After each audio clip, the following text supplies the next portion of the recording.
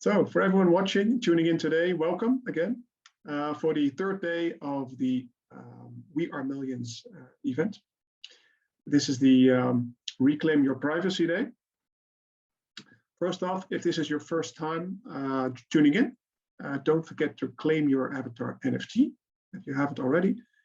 And don't forget, during the sessions, between each talks, you're able to claim experience for your avatar, because this whole event is set within a game as well, and it's called Resistance.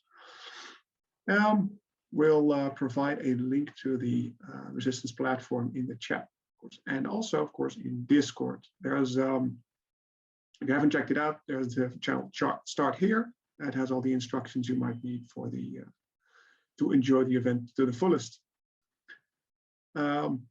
So if you have any further questions related to that, please, we are there for you in Discord to answer them.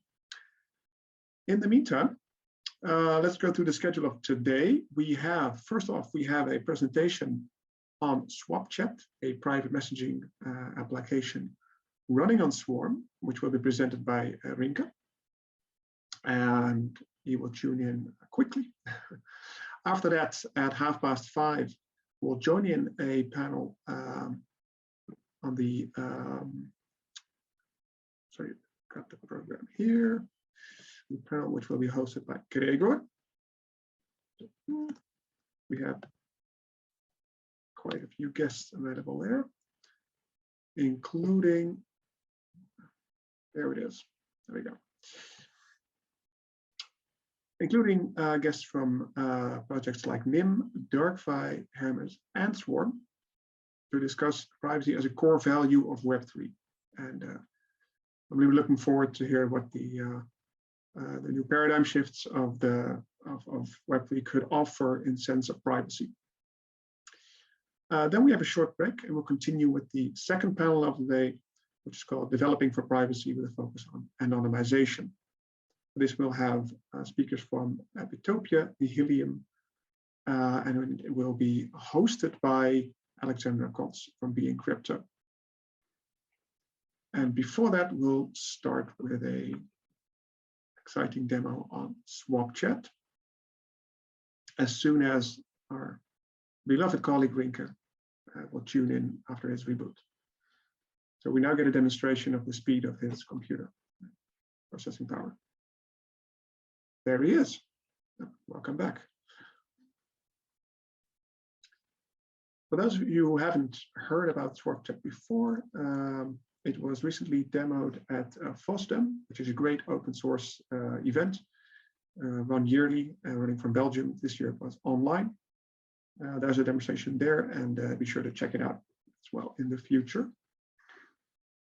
Rinke, you're connecting. I could see your face for a second there. Are you with us? Yeah, I'm here, Robert. Thank you.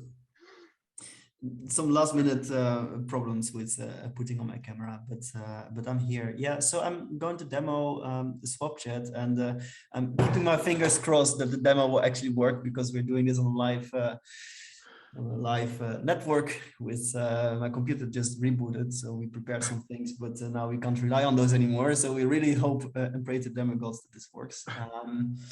So I'm just going to share my screen, and while we try to connect, I will tell a bit about this this application, and then Robert and I are going to have a conversation about this if he has more questions.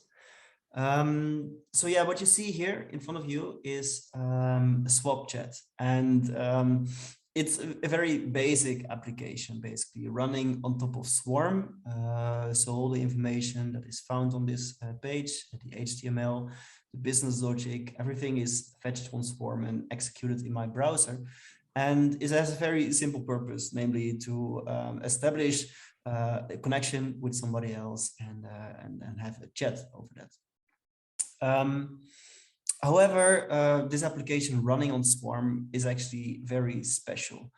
Why is that? Well, first of all, because it truly provides zero leak messaging.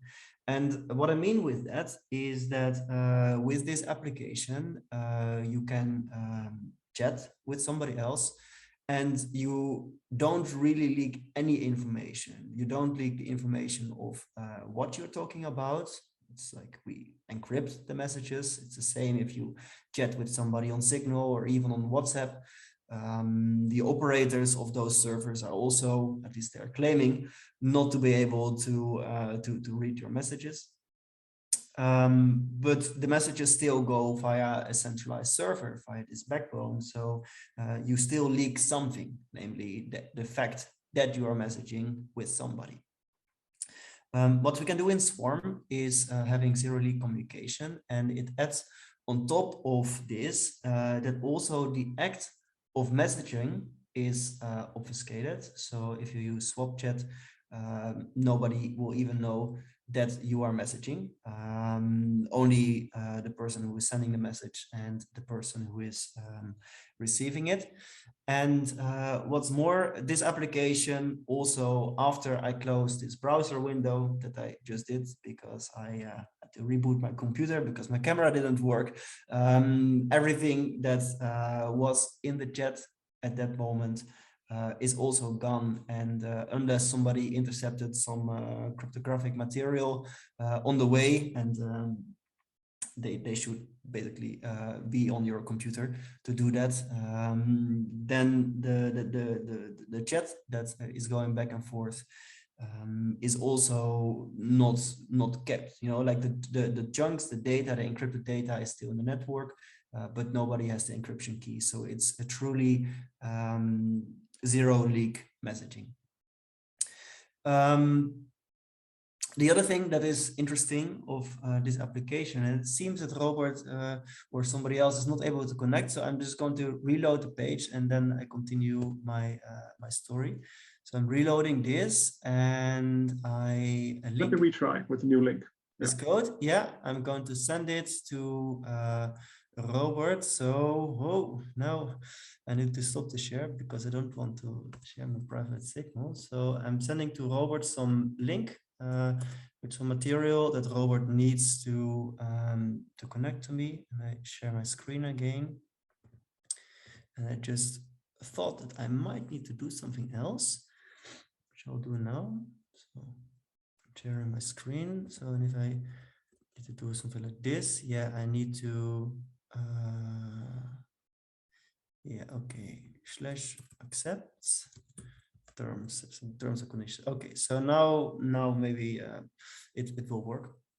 So let me continue to the next part, because it's made, you know, of course, it's fully open source, so you can find it here. The application is called Swapchat 2. There was also a Swapchat 1, but this is Swapchat 2.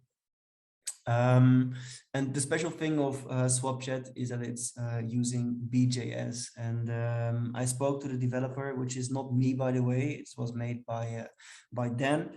And the experience of creating this application, in his own word, was like really smooth, because Swarm, apart from the network layer, we are also developing all kinds of tools that developers can use to very easily make applications on top of Swarm. So Swapchat was made with BGS, and for the developers amongst us, this is an NPM module. So if you're making a JavaScript or TypeScript project, you can access all of the Swarm APIs via BJS. There's also some very convenient additional functionalities. So with BJS, you can basically plug and play, make applications like Swapchat. Yeah, and that's it. So let's see if I'm already connected. No, I'm not yet connected. Robert, how is it looking on your side? I am connected. You are connected. Well, it says accepted, and now it's connecting to you. It is still connecting. Okay. Okay, so then I guess we are not going to actually do this live demo, which is a shame. But yeah, something like this always happens when you do live demos, and it's even more difficult because I'm not the developer of this application, so I can't do bug fixes as well. They did some last minute changes today because Swarm's APIs got updated and they had to update something. And I guess something is broken there along the way, but anyways, it was most like this does work because I was demoing it at FOSDEM, and there it worked flawlessly about a week ago. So it's just some, I think they call them children diseases, at least in Netherlands they do. But the concept is there, right? So you can make such applications on top of Swarm in a relatively easy way. It provides zero-leak communication, and that's because it's built on top of Swarm. So it inherits the qualities from Swarm, and it's just exposed to users, to you and me, via a very easy-to-use interface like this. And what you can do with this, you can chat with somebody. Rest assured that nobody will intercept your messaging. And that is, I think, really important in the world anyways, but I think especially nowadays with so many things changing in the world and oppression rising in general. So I guess that will be the demo, which unfortunately wasn't a real demo, but I hope I made the concept clear and that was already in any ways useful for you. Okay, I sent you a link from my side. You sent me a link from your side. Okay, yeah. I'm going to try opening it on my mobile because it should also be mobile friendly. And let's see indeed if I can connect to you. If I can, then you of course need to share your screen. It tells me waiting to connect to the initiator. So.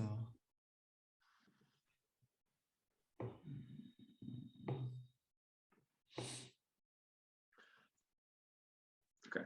In the meantime, could you perhaps shed some light on how this application would differ from other end-to-end applications?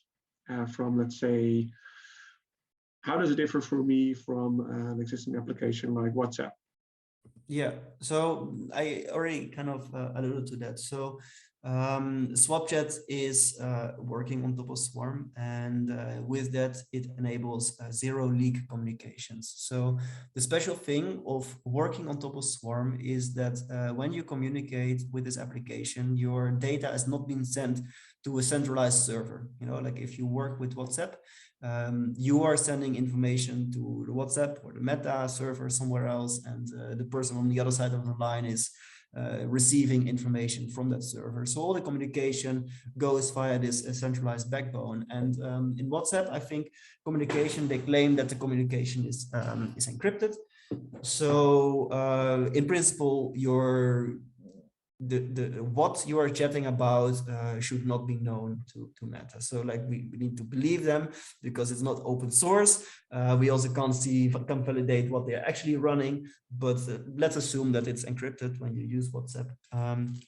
But what's not encrypted, what you are always leaking, is the fact that you're communicating with somebody. And I don't know how WhatsApp works under the hood, but I'm pretty sure that they know that I am communicating with Robert if I send you a message, right? So that on its own is already quite interesting information for WhatsApp, and also it is revealing something private. I might not want to know. I might not want Meta to know that I'm communicating with certain people. On top of that, these communications are always persistent on my phone. So I just actually heard from my wife a story about a person in Russia who wanted to get out of the country. He did nothing wrong, but at the border they stopped him and they looked in his Telegram and they saw all kinds of chats related to Ukraine and to helping the people in Ukraine. So these border people, they just slowed him down deliberately. He missed his plane and they told him, okay, please go back to your home. So this person was not allowed to leave the country. So that's important to realize that even though you're not leaking something to a centralized server, your messages are still persistent on your phone. And I think here Swapchat is also really unique in the sense that when I close my browser window, there's really no trace left of that I ever sent a message. Again, unless somebody intercepted some cryptographic material on my computer. but they need to maybe run a virus on my computer to do that. So yeah. So the messages themselves are destructed afterwards? Does it allow for a self-destructive chat like you would, for instance, on Telegram? I mean, yes and no. Like on the internet, something is never truly lost, because the moment it is on the internet, you never know whether somebody made a copy. And it's also like that in Swarm. Slightly different though, because in Swarm, when you upload information to the network, it's a chunk, and the chunk, the moment after you've uploaded it, it is in the realm of the network. Nobody can delete it anymore, which contributes for a big part to the censorship resistant properties in Swarm. But the consequence of that is that after I send the message, the data itself will stay in the network. What is destructed, what can be destructed, is the cryptographic material to, let's say, unlock this data. So the messages in Swapchat, they are encrypted client side. And if I close my browser window, I lose the information that I need to decrypt this message. And it's basically as if it never existed, even though there is still some gibberish data out there on the network that doesn't mean anything to anybody, but yeah. With the gibberish data, you're referring to the chunks which are encrypted and cut up. Exactly, yeah. So in Swarm, anything is a chunk, and in Swapchat in particular, a chunk is the message. Okay. And this project is maintained by Dan, you mentioned? Exactly. Dan Nicholas. Is he still looking for contributors? Well, I'm pretty sure. Yeah. So like he told me that he was working on a feature for this, that you can also persist the messages. So let's say we have a very important conversation, you and I, and like I want to close my browser window and I just want this chat to open it afterwards. Like it would have been very handy, because we were preparing this demo earlier today. It would have been very handy for me to have this feature, because I would have used it before shutting down my computer and the demo would look better. You know, but the feature wasn't there. So that's something that Dan is working on. But I think Swapchat is like, it's very useful on its own, but to me, at least, the biggest use in Swapchat is to show that Swarm exposes the building blocks to make applications like Swapchat. And if you just let your fantasy go on, you know, it's not too big of a step from Swapchat to group chats or to forums or to timelines or to, you know, social media or marketplaces. Like the building blocks in Swarm are there. What we just need is developers making those. So I guess that's great that we have the WAM hackathon, and there are, I think, many things hidden in Swarm that that are just somewhere in Swarm's code base, ready to be picked up by developers and start making cool applications with, because there's so much to build. And having your application, running it on Swarm, it fundamentally changes the properties of your application, as opposed to if you would make a similar application on Web 2, of course. Yeah. Yeah.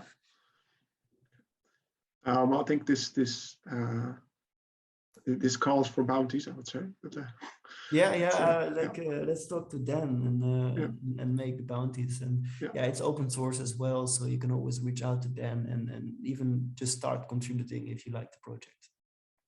Okay. And with this bridge, I would like to mention again the bounties for the hackathon event, by the way. If you haven't, check them out. They're on Gitcoin, on their Fair Data Society, for all the projects which are being mentioned throughout the event. Rinke, thank you for this. Thank you for this intricate presentation and demo on Swapchat. Yeah, pleasure.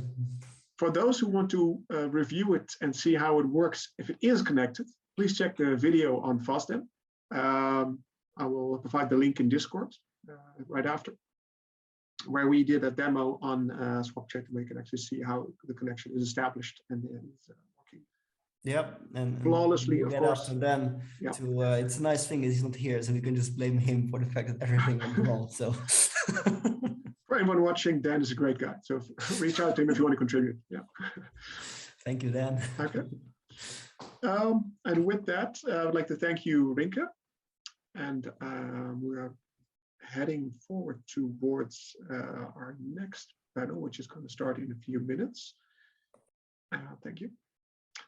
Again, is Gregor already in the house? He is not. Okay. In that case, I'd like to take a moment again to mention again, if you haven't claimed your NFT, your avatar NFT yet, be sure to do so. And if you have any questions related to that, we're available on Discord. And oh, suddenly a wild Gregor appears. Yeah. Oh, yes, I've been here the whole time. I've been following your discussion with Rinke. Very, very interesting. Yes. So we have the panel. Will begin in 5 minutes.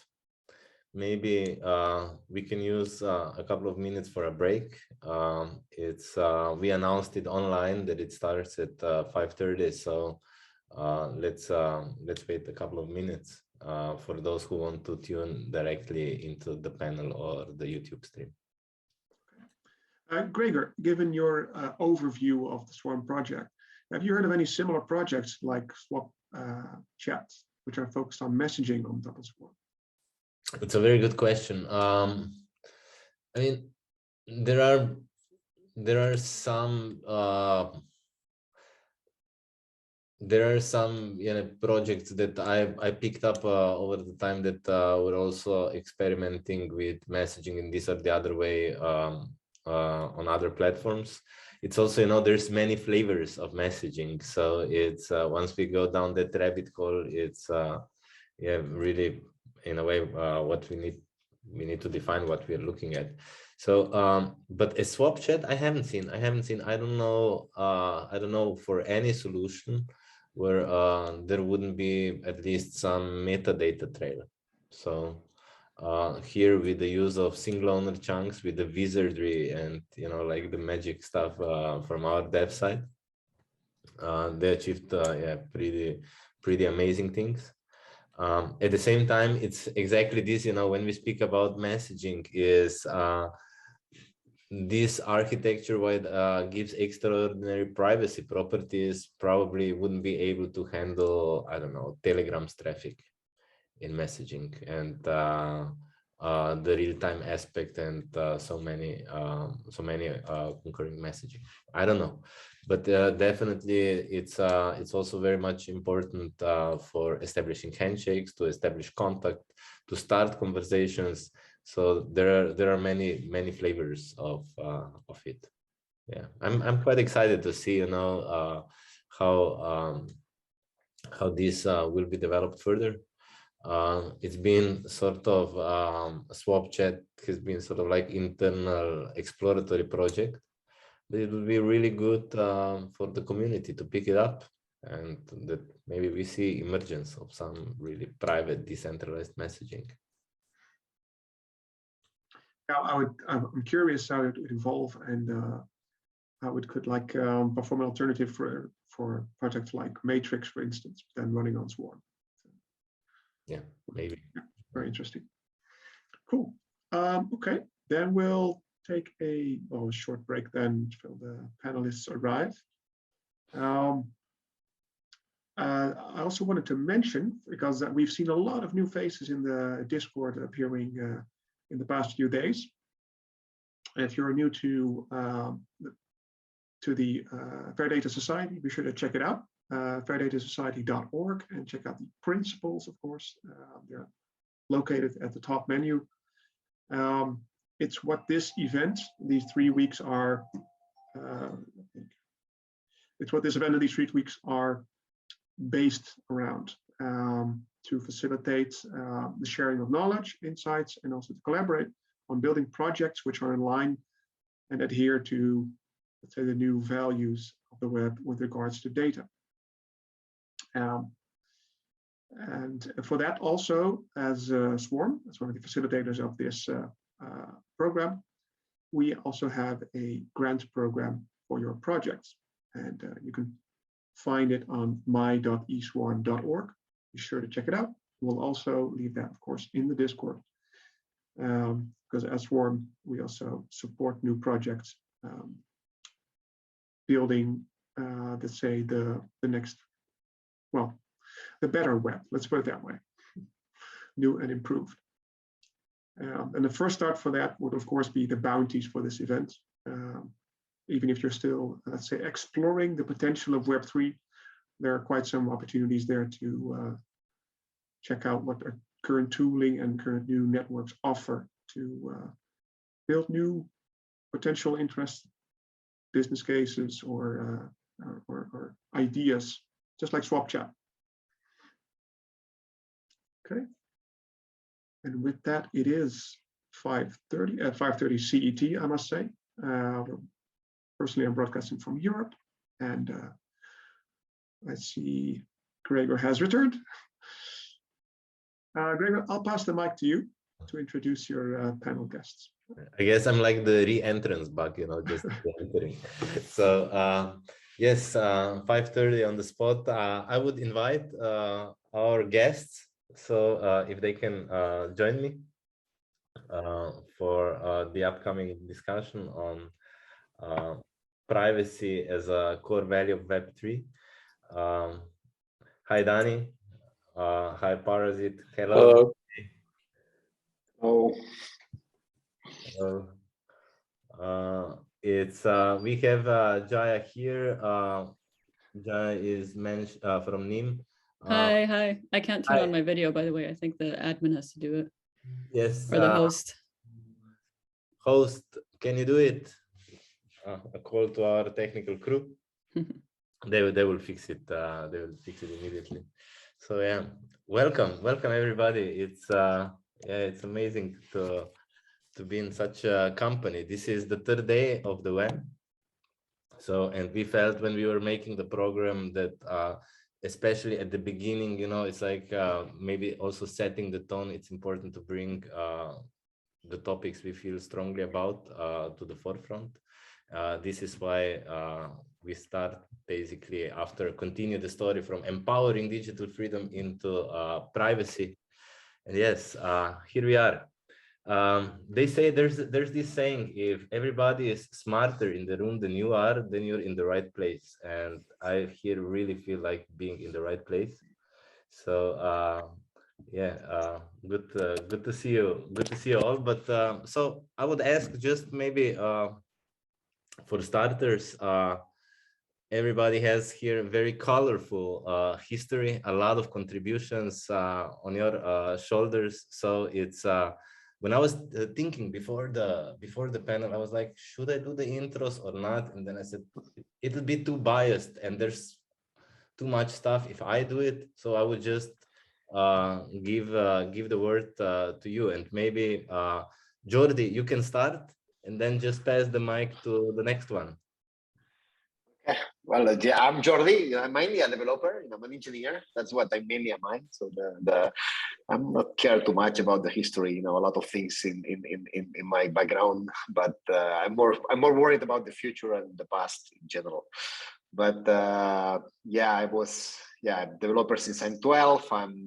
I've been in the Ethereum space since 2015. Been in many contributions, but in the last years I've been very much dedicated to the zero knowledge technology. I created Circom and Snark.js.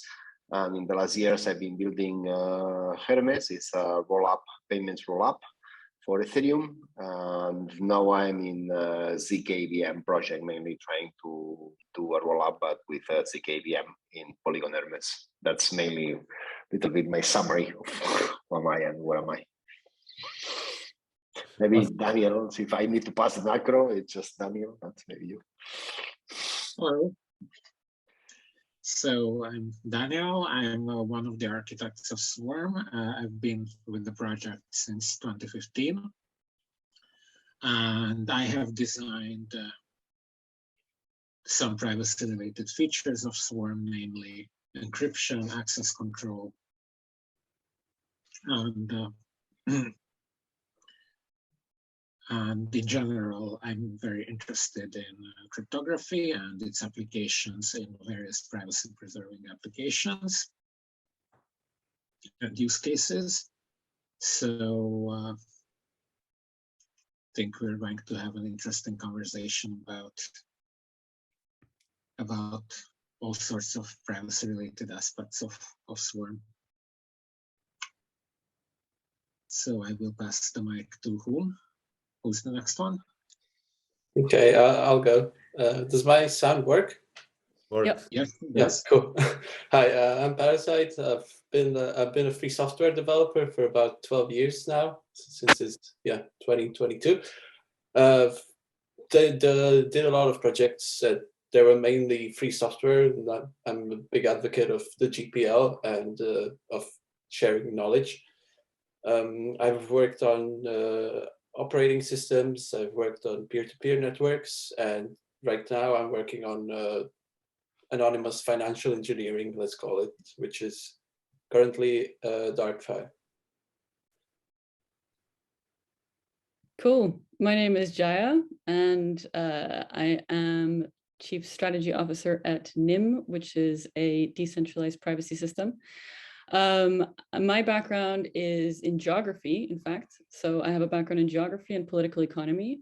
So I'm in the tech space much more on the kind of strategic front and in the kind of, let's say, how technology influences and impacts society more generally. And to my mind, privacy is pretty much at the center of a lot of the big debates and a lot of the big dynamics that are shaping the way that we live together as human beings right now, including the kind of it's the question of privacy and the question of data is core to the whole question of technology and the future of technology at this point, and the future of the internet at this point, as well as kind of wrapped up in a lot of the kind of major economic dynamics of today. So I think we're going to have some very interesting conversations. And I'm also very excited about people being so up on zero knowledge proofs in this group, because I think it's actually going to be a pretty big game changer for conversations about privacy, and a game changer in, I think, both positive and potentially it's going to bring up some new problems as well. So I think we can kind of have a good kind of crunchy discussion on that. Yeah. Awesome. So also, guys, you're just too humble, you know. It's like, because I know your backgrounds, and it really sounded like just like brushing over, but it's I would say everybody has like really strong contributions here. And maybe in this regard, I would actually also move to the next question, where before we dive more into the current topics, it would be great to hear how do you see privacy? What does privacy mean to you? From which space do you come? It's like experience shows me those of us who are active in this space, they also have like usually some unique starting points or their views on privacy, and it would be great to share it with others. So maybe now ladies first, and Jaya, you start and pass around the mic. Absolutely. So, I mean, when did I start to get interested in privacy? Well, I mean, like I said, you know, my background is kind of more looking at political economy and power dynamics, really. So for me, privacy is really a question of power. You know, it's a question of who has power over who has oversight over who. And, you know, in that sense, privacy is, you know, to my mind, really the foundation of freedom. And here I want to kind of clarify what I mean by freedom. I don't mean freedom to just be an asshole to whoever you want to be an asshole to. I mean freedom in the sense of having the ability to grow and develop and learn without scrutiny and without oppression. And that's really the kind of core of privacy for me, you know. And I think it's something that we're losing dramatically. You know, I think, you know, privacy, the problem of surveillance was a big problem even before the coronavirus, but like since then, you know, with so much of our lives shifting on into the digital space, it's a watershed moment to my mind, and it's really gonna. We're only seeing the beginnings of how it's going to transform social dynamics, yeah, I mean, I can go on, but maybe I'll stop there and pass on the mic again. We can continue the conversation. Yeah, I agree with you like a lot, and it's also quite a bit about sovereignty as well, being able to like own your own data and just not having to share. Like when you use a new device or use the internet in general, you just accept all kinds of terms and conditions. So like take everything I have. And also like what I noticed, I'm a bit younger than the rest of people on the panel. In my generation, it's just taken for granted. Everyone just shares everything on social media. And just by default, it's like you get kind of like expelled from the community if you don't share. So it's also like a big influence with young people who just expect for you to be open about everything and anything. Can I add to that point a little bit more, actually? Because I'm in now. I'm in Geneva and doing some events with Chelsea Manning, and she has also keeps making some very important points, which is about the health effects of the lack of privacy, and how much, you know, because when you're saying like this kind of compulsion to share, you know, that younger generations have, you know, I think the kind of many people are maybe like, I think a lot of people are aware of the problems of a lack of privacy, but they're maybe less aware of like how that translates into health effects, right? This kind of thing of constantly being scrutinized and constantly being watched. And now we're not just talking about kind of an oppressive state kind of in the background, or an oppressive security agency, or, you know, some malicious kind of like, you know, types like that, but we're also talking about just generally being constantly so public facing, being constantly up for scrutiny and kind of vulnerable to scrutiny in that sense, has huge both mental health effects and physical effects, you know, and that's, I think, something that we're going to see more of as well. Yeah, definitely. And I mean, in terms of health effects, like, you know, the dangers of targeting is also something that we could get into later, but yeah. I would like to share a little bit my stories. You know, it's a personal story. I can, you know, there is in this society, there is a kind of way of thinking that's very inside the people. That's if you are not doing anything wrong, you don't have to share anything. You don't have to be, you don't have to feel afraid. You don't need privacy because you don't. It's okay. You know, this kind of mind thinking is very much inside the current society. And me, until I was like 30 or something like that, I was very much thinking that way.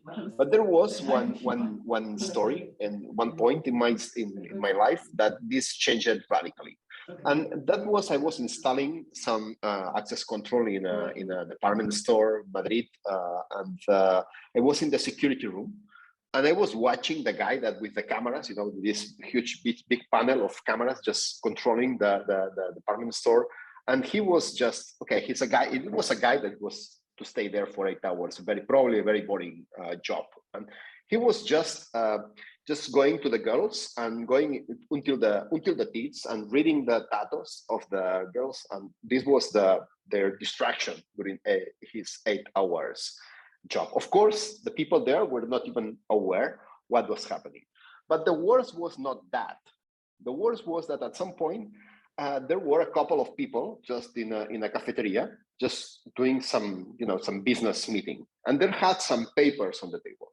And this guy just point the camera on top of the papers and start reading those papers, even taking pictures of the papers that were on the table.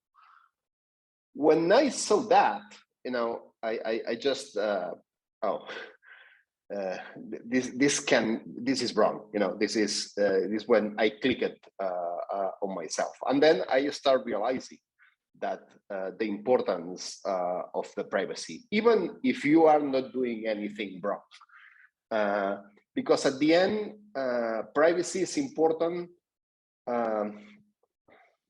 not for the everydays, because at the moment that there will be at some point in your life that you will need privacy and you will require privacy. And if you have not been doing privacy for the rest of your life, then you are not going to have the privacy that day. And this is no, this is an important thing.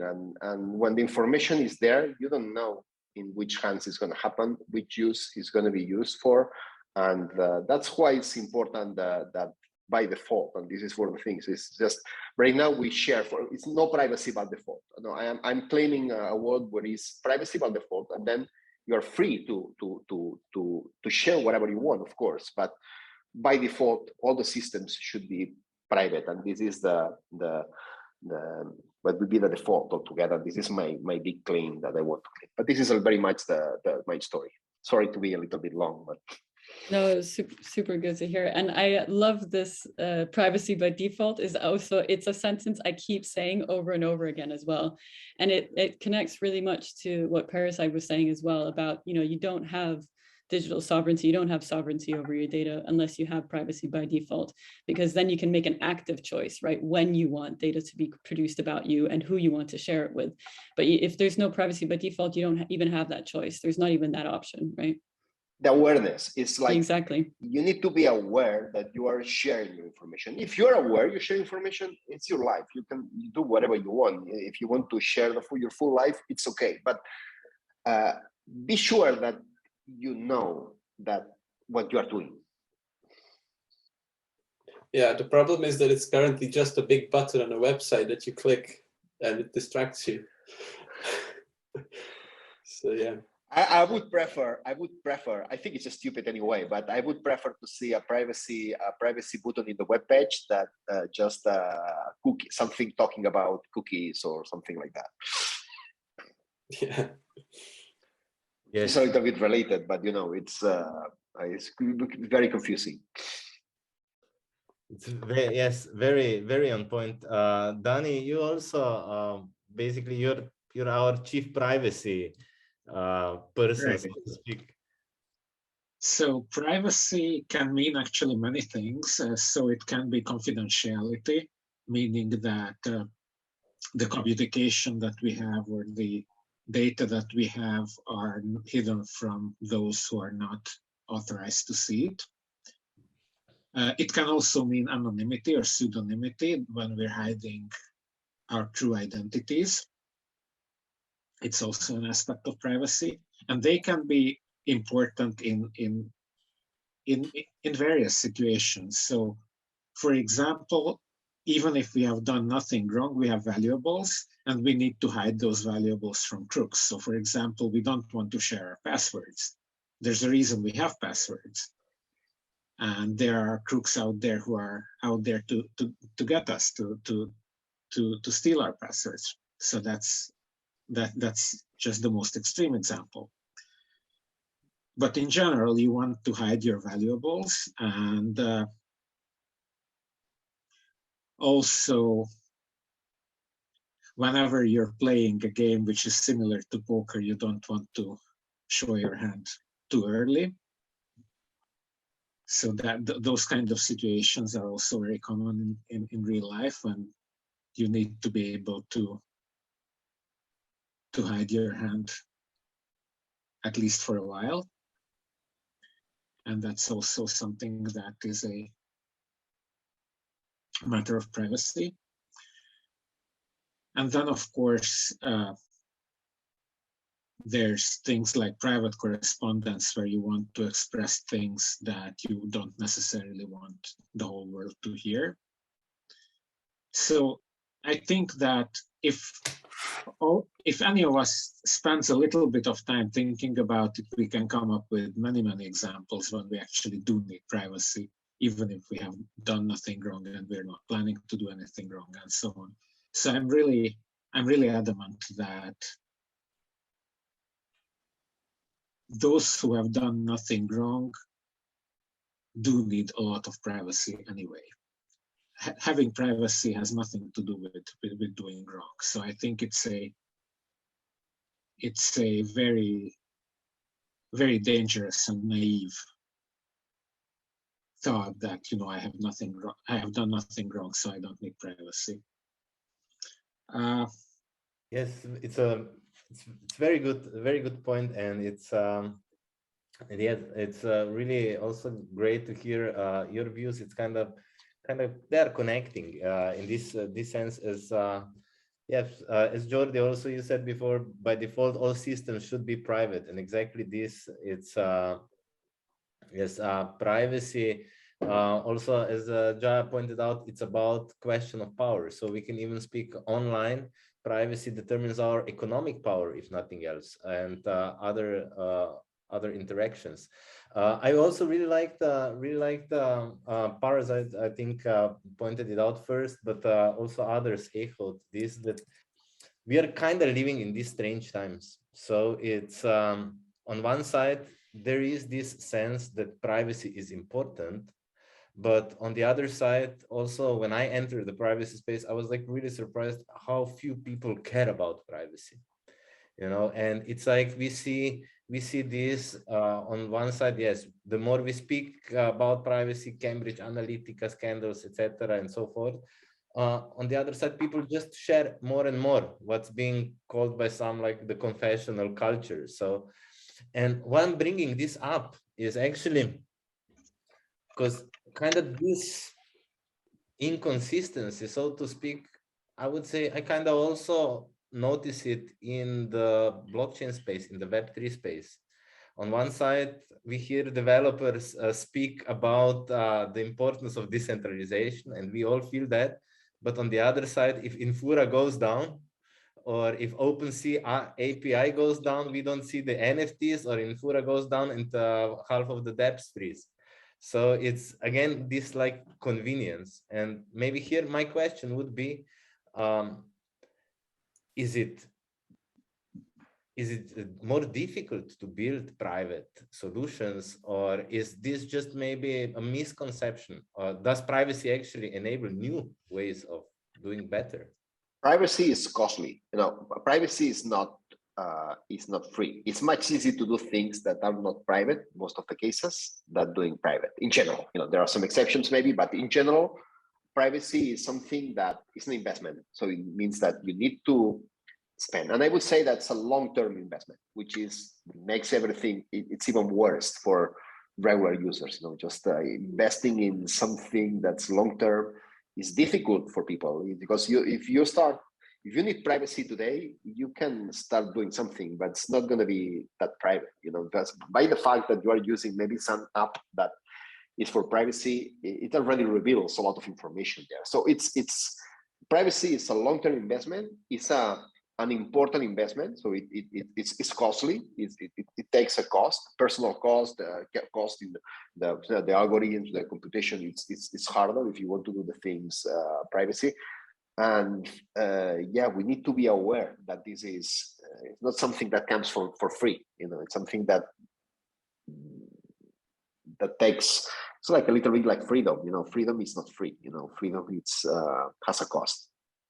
And I think it's also. mentioned, Go ahead, Daniel. I have a response to that. So as Gregor mentioned, actually surprisingly few people are prepared to pay that cost. So very often if people are faced with the cost of privacy, they decide not to pay it. That's what I wanted to say. Yeah, I mean, I partially agree with you two on it. But I think it's like too much of a defeatist position, because I don't actually think people don't care about privacy. It's more that people don't know how to care about privacy. So a lot of people are actually very concerned. And given a viable option, they probably would, go for privacy. But the problem is that privacy right now still is, like most privacy solutions, are very complex and quite clunky to use. And it is exactly a question of cost, and it's a question of where you place that cost. So, in terms of, the kind of the work that we're doing with NIM, we have a kind of very strong opinion about, well, also due to the kind of the type of privacy project that we are, which is privacy at the network layer, which means deep infrastructure. Privacy is something that needs to be solved at a different layer than user choice. It needs to be, as we've said earlier, a default. so that a user doesn't have to actually worry about it. It's just built into the way that the systems operate. And I think that that needs to be more and more the way forward. Plus, I also think that we need to start understanding privacy as a precondition for certain types of innovation, so that instead of it being a type of a kind of, let's say, a protective measure, it's also a measure that is forward looking and that actually like carves out a path for a different type of innovation, and a type of innovation that is much more deliberate. So again, like tying back to the comment about digital sovereignty and so on, it's like, instead of having machine learning training on data sets that have essentially been stolen from people, we can have forms of innovation that are much more participatory and much more engaged in a meaningful way. So I think we need to start talking about, thinking about, and this is also an invitation to developers, really considering privacy as a kind of invitation for a different type of innovation, rather than just a kind of defensive mechanism. And otherwise we let things go as they've, it's like if we try and kind of like have the internet as it operates today, plus, privacy, then yes, it's just going to be costly. It's going to be clunky. It's not going to feel right. So, in terms of privacy solutions, I think we also need to be more forward looking of like, what are the specific kind of economic and technical and social affordances that they bring about, rather than just costs, right? We need to kind of try and find the positives rather than just the costs here. Yeah. For many people also, like the initial promise of Bitcoin and cryptocurrency succeeding and like winning over like banks and Visa and MasterCard was, you're not even going to realize you're using crypto. It will just be there. And like, I think it's the same point you're making with privacy. It's just like should be there and you don't even have to care about it. It's just enabled. Yes, and it's giving Bitcoin as an example, I would say it's also a good example of how we need to be careful. It's how many people got like this false sense of security in the anonymity of Bitcoin. Yeah. And then we saw, like also online campaigns, Bitcoin is not anonymous and so forth. So it's I really liked Jaya. I think I'm going to quote you on this in future, where you said privacy should be seen as invitation to another kind of innovation. I think this is really something in a way that also developers I think should look at. It's not like this considering as a chore. Oh, I need to add encryption or more beef up privacy. It's like I'm unlocking new ways of how users are actually can fully experience my solutions by making them private. Gregor, just before going to encryption, as developers, we are trained to just collect data. When you're doing an application, it's like, oh, you want to know when something is wrong, so you want to have data. So the first thing you do, just naturally, you just collect data.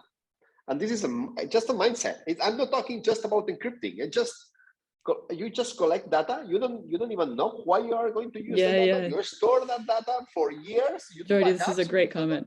Yeah. It's important. This is important. It requires a retraining. Tell a developer, just, hey, think the data that you are collecting. Just think about it. Just think what you are collecting. Are you really going to use this? How this would affect? What would happen if this data is compromised and if this data is made public at some point? I mean, speaking of cookies, like let's say if cookies was the bad outcome of GDPR, then the good outcome is that people actually, are starting to understand the risks of holding data, because there is regulation in place now that they could get slammed with, right? So like, I think, there is a slowly we're starting to see a shift in mentality that like holding data is not necessarily a good thing always for companies. I mean, it's a retraining. You need to. It's exactly, it's like I see it's very, sometimes I forget when for example we work with projects in the ecosystem, and especially when we are in discussion with projects coming from Web 2. And there is like so many these little things, when they're like, okay, so I don't have user authentication because it's done in MetaMask, and I mean it's like done with their private key, etc. It's putting things upside down, and it takes adjustment.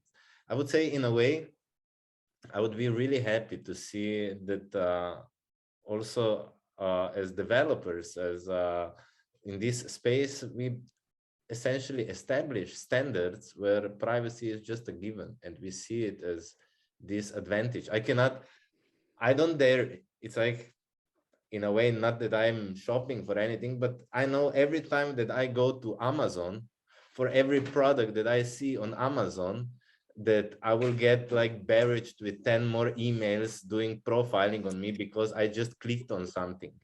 And it's, I would, for example, feel a lot more relaxed in a shopping experience if that would be happening in the in my own privacy and things like that. So yeah, I actually saw the internals of Booking.com, and they use JavaScript to track how long you're watching like a flat, or how fast you're scrolling, and all kinds of things. They just collect, and then they enhance your experience. But it's a huge amounts of useless data. It's sometimes I find it helpful, you know, when we think about the interactions that we see in the digital world, how strange they would be in the physical. You know, it's like, imagine you are on a date and there's just this guy with a Facebook t-shirt and sits next to you having dinner and says like, don't mind me, I'm just going to take notes, you know. Yeah. Or a postman comes and the letter would be opened and say, oh, I see you're planning holidays, here's an offer for swimsuits, etc. And it's in this, yes, it's like really nobody in real life likes looking across their shoulder, and we shouldn't be doing that also in the digital space. So here it's maybe a good point to come to the discussion, like, where are we today? You know, we speak a lot about Web3. There's a lot of buzzwords being thrown around. And do you see Web3? Is it a private place? Does it need to beef up? Is already privacy the core value of Web3? I would say privacy, like, in a sense, like, is a core value, but it's like being totally failed, you know. I mean, similarly to decentralization, the way that you said it earlier, right? So privacy, you know, it was one of the big promises. It was one of the cornerstones, alongside the idea of data sovereignty, alongside the idea that you're going to get the chance to decide for yourself. And that was wrapped up in so many nice promises of Web3, right? Including the fact that, like, you know, with Web3, we're also opening up new business models. So surveillance will no longer be the business model of the internet, because we've got token economics. And so because of token economics, we don't need to grab all your data, which means that you can have control over your own data. You can choose who you want to sell it to, or what do you want to use it for. You know, all of those kind of very nice promises, with privacy kind of very much at the core of that as well. But the truth of the matter is really the opposite, right? And I think there's a lot of big discussions that we need to have around privacy in the Web3 space, including like what should and should not go in a public ledger, all the way through to, you know, the fact that, you know, the network layer is not private. So Yes. I would say, yeah. So yes, you're right. I would say that, of course, if you see the privacy in general, I think that we are better than maybe 2 or 3 years or 4 years ago. Just all the analytics, Facebook, and all the stuff. At least I think that there is a better. And better, I don't think it's enough, but I think that the values have been taken a little better in the society. It's still not enough. We are still far away, but better. And the other thing is in the Web3 space, it's very, very young technology altogether. And there are a lot of things that needs to be solved. Of course, privacy is one of those, but it's not the only one. You know, there is scalability, security, it's about usability. You know, there is a lot of things that needs to be improved, and that, well, I think that we are working hard on those directions, because I think we all agree that this is the way that the world should work, but the technology is not ready yet. We are just progressing in that direction. Privacy, of course, is a core value, and is one of the pieces that needs to be improved. But it's very early altogether. Yeah, I would also argue that we are still like very much centralized in some fashion in Web3 because we depend on Firefox and Chrome, for example. We have these two big complex browsers, and we all depend on a single add-on, which is probably MetaMask or something.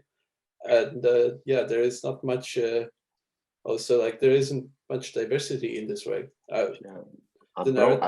The narrative I'm trying to push is like, let's try to go back to the roots. Let's try to go back to the desktop and engineer a new anonymous ecosystem from here, rather than just like being on random websites.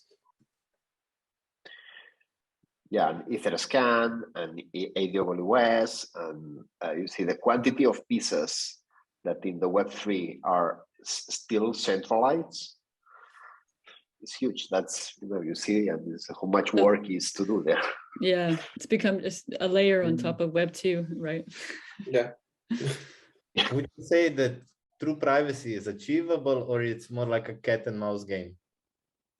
It's a cat and mouse game, and it's an arms race. Yeah, I agree. But that's not an excuse not to work on it. Of course. I mean, I found it also very interesting. Just recently, there was the book published which doxed the DAO hacker, and I found the discussions here quite interesting.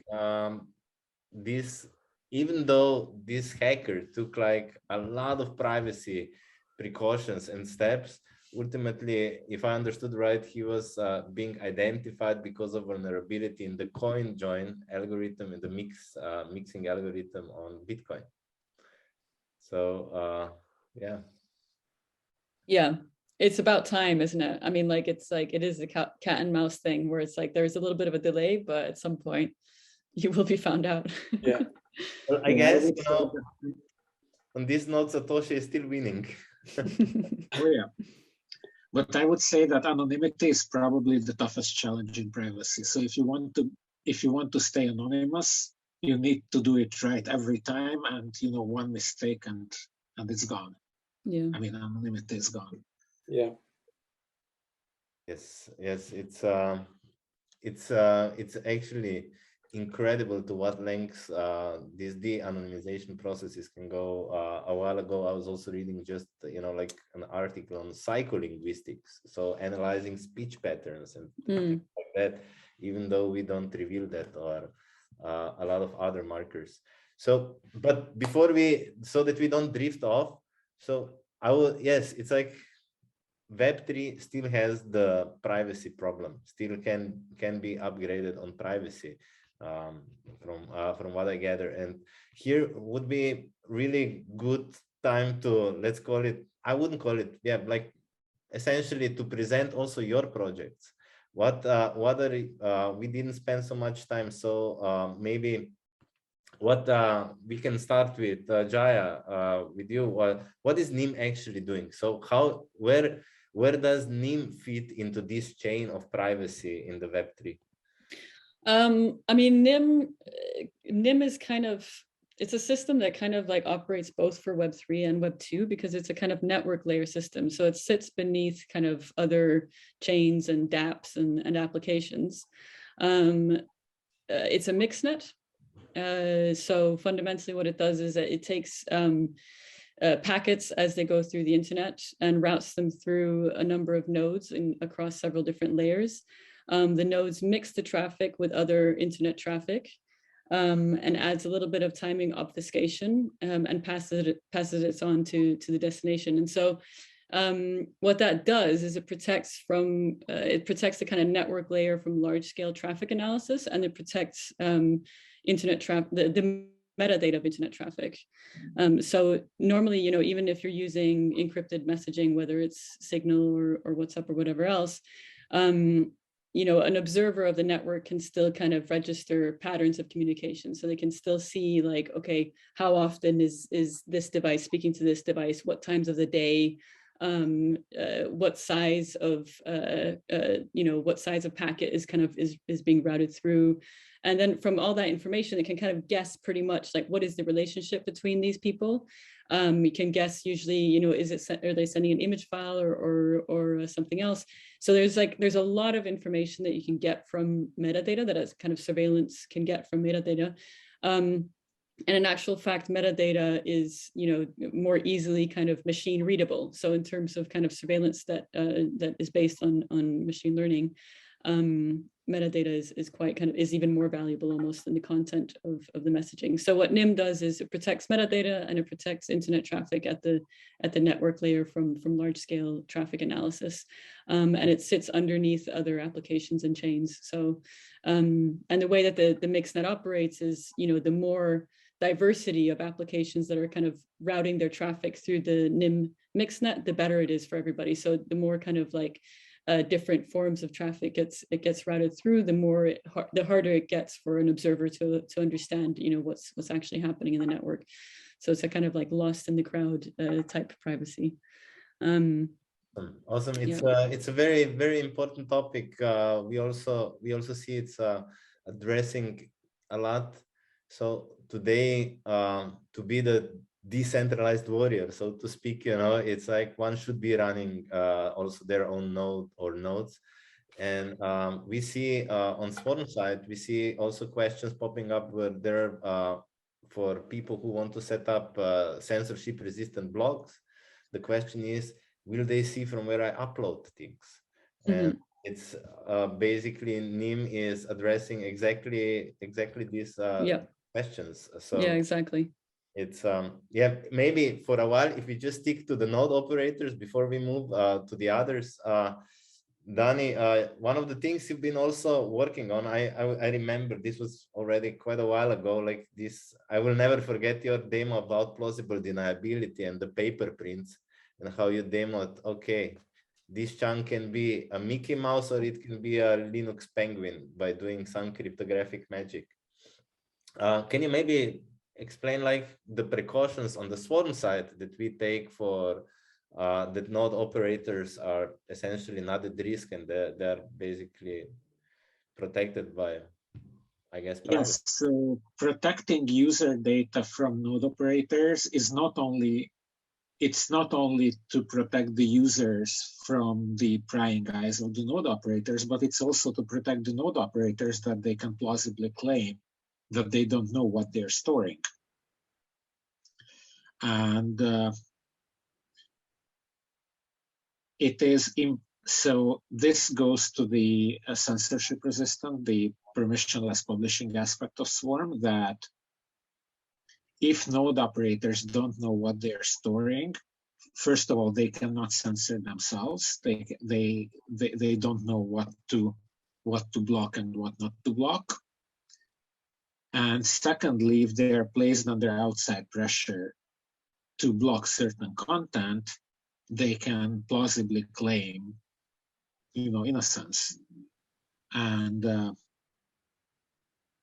thirdly, even if they are forced to block certain, pieces of data, there can be, for example, 10 encrypted variants of the same publication. And if one is brought down, then the public address where it can be read is simply shifted from the one that has been forced down to the next one, and then at the same time an 11th one can be uploaded, also encrypted. So basically, when we're playing this cat and mouse game, you want to be the cat, right? So you want to kind of be one step ahead in the arms race. So awesome, great, thank you. So okay, moving a little bit maybe up the stack. Maybe here I don't also, it's not the right description. Parasite DarkFi has entered relatively recently the stage, but very loudly. It's what DarkFi all about. It's like the cryptic description is let there be dark. So yeah, That's we're completely anonymous and completely private, so we just don't tell anyone what it is. I'm kidding. It's a new layer one where we utilize mostly zero knowledge proofs to make new and anonymous financial engineering. And just a point to give, like projects like Swarm and Nim are totally complementary to DarkFi because you can use them as your data transport. So when you make transactions, you can anonymize yourself with this. But this doesn't mean that you are not anonymous while using DarkFi by itself. We have private transactions, and we're also building private smart contracts.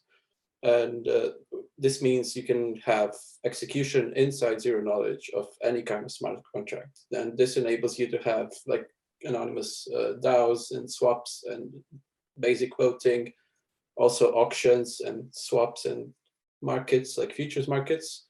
Everything can be completely anonymous. So when it comes, for example, to DAOs, you don't have biased voting, right?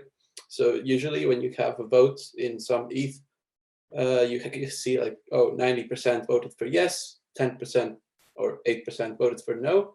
I'm going to be biased. I'm going to vote for yes. In an anonymous system, you don't have this. You just like completely protect anyone who has voted, and they don't, like, nobody can point a gun to your head and make you vote for something because you're not there.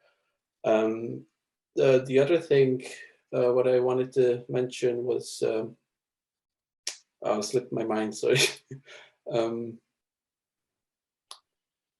Oh, sorry, I lost my track of thought.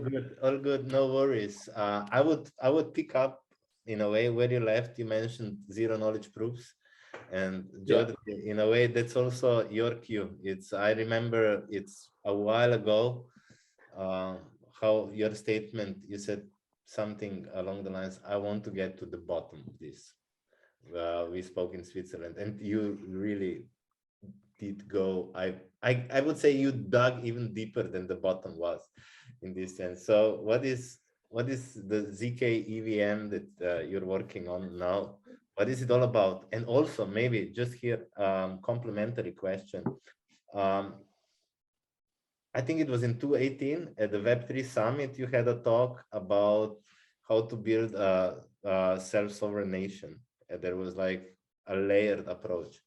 So maybe also as part of this, when you explain the ZK EVM, can you place it on that? Yeah, ZK EVM is very much in the infrastructure. It's in the blockchain. Blockchains. This is very much about the scalability. It's a little bit less about privacy because the nice thing of zero knowledge is that they can be used in these two applications, and they're very different, but the technology is very much the same. One is for scalability and the other is for privacy. If you want to use both, then you need like to use twice, and then is when you need recursive zero knowledge. One for privacy and another for privacy. And we are going there.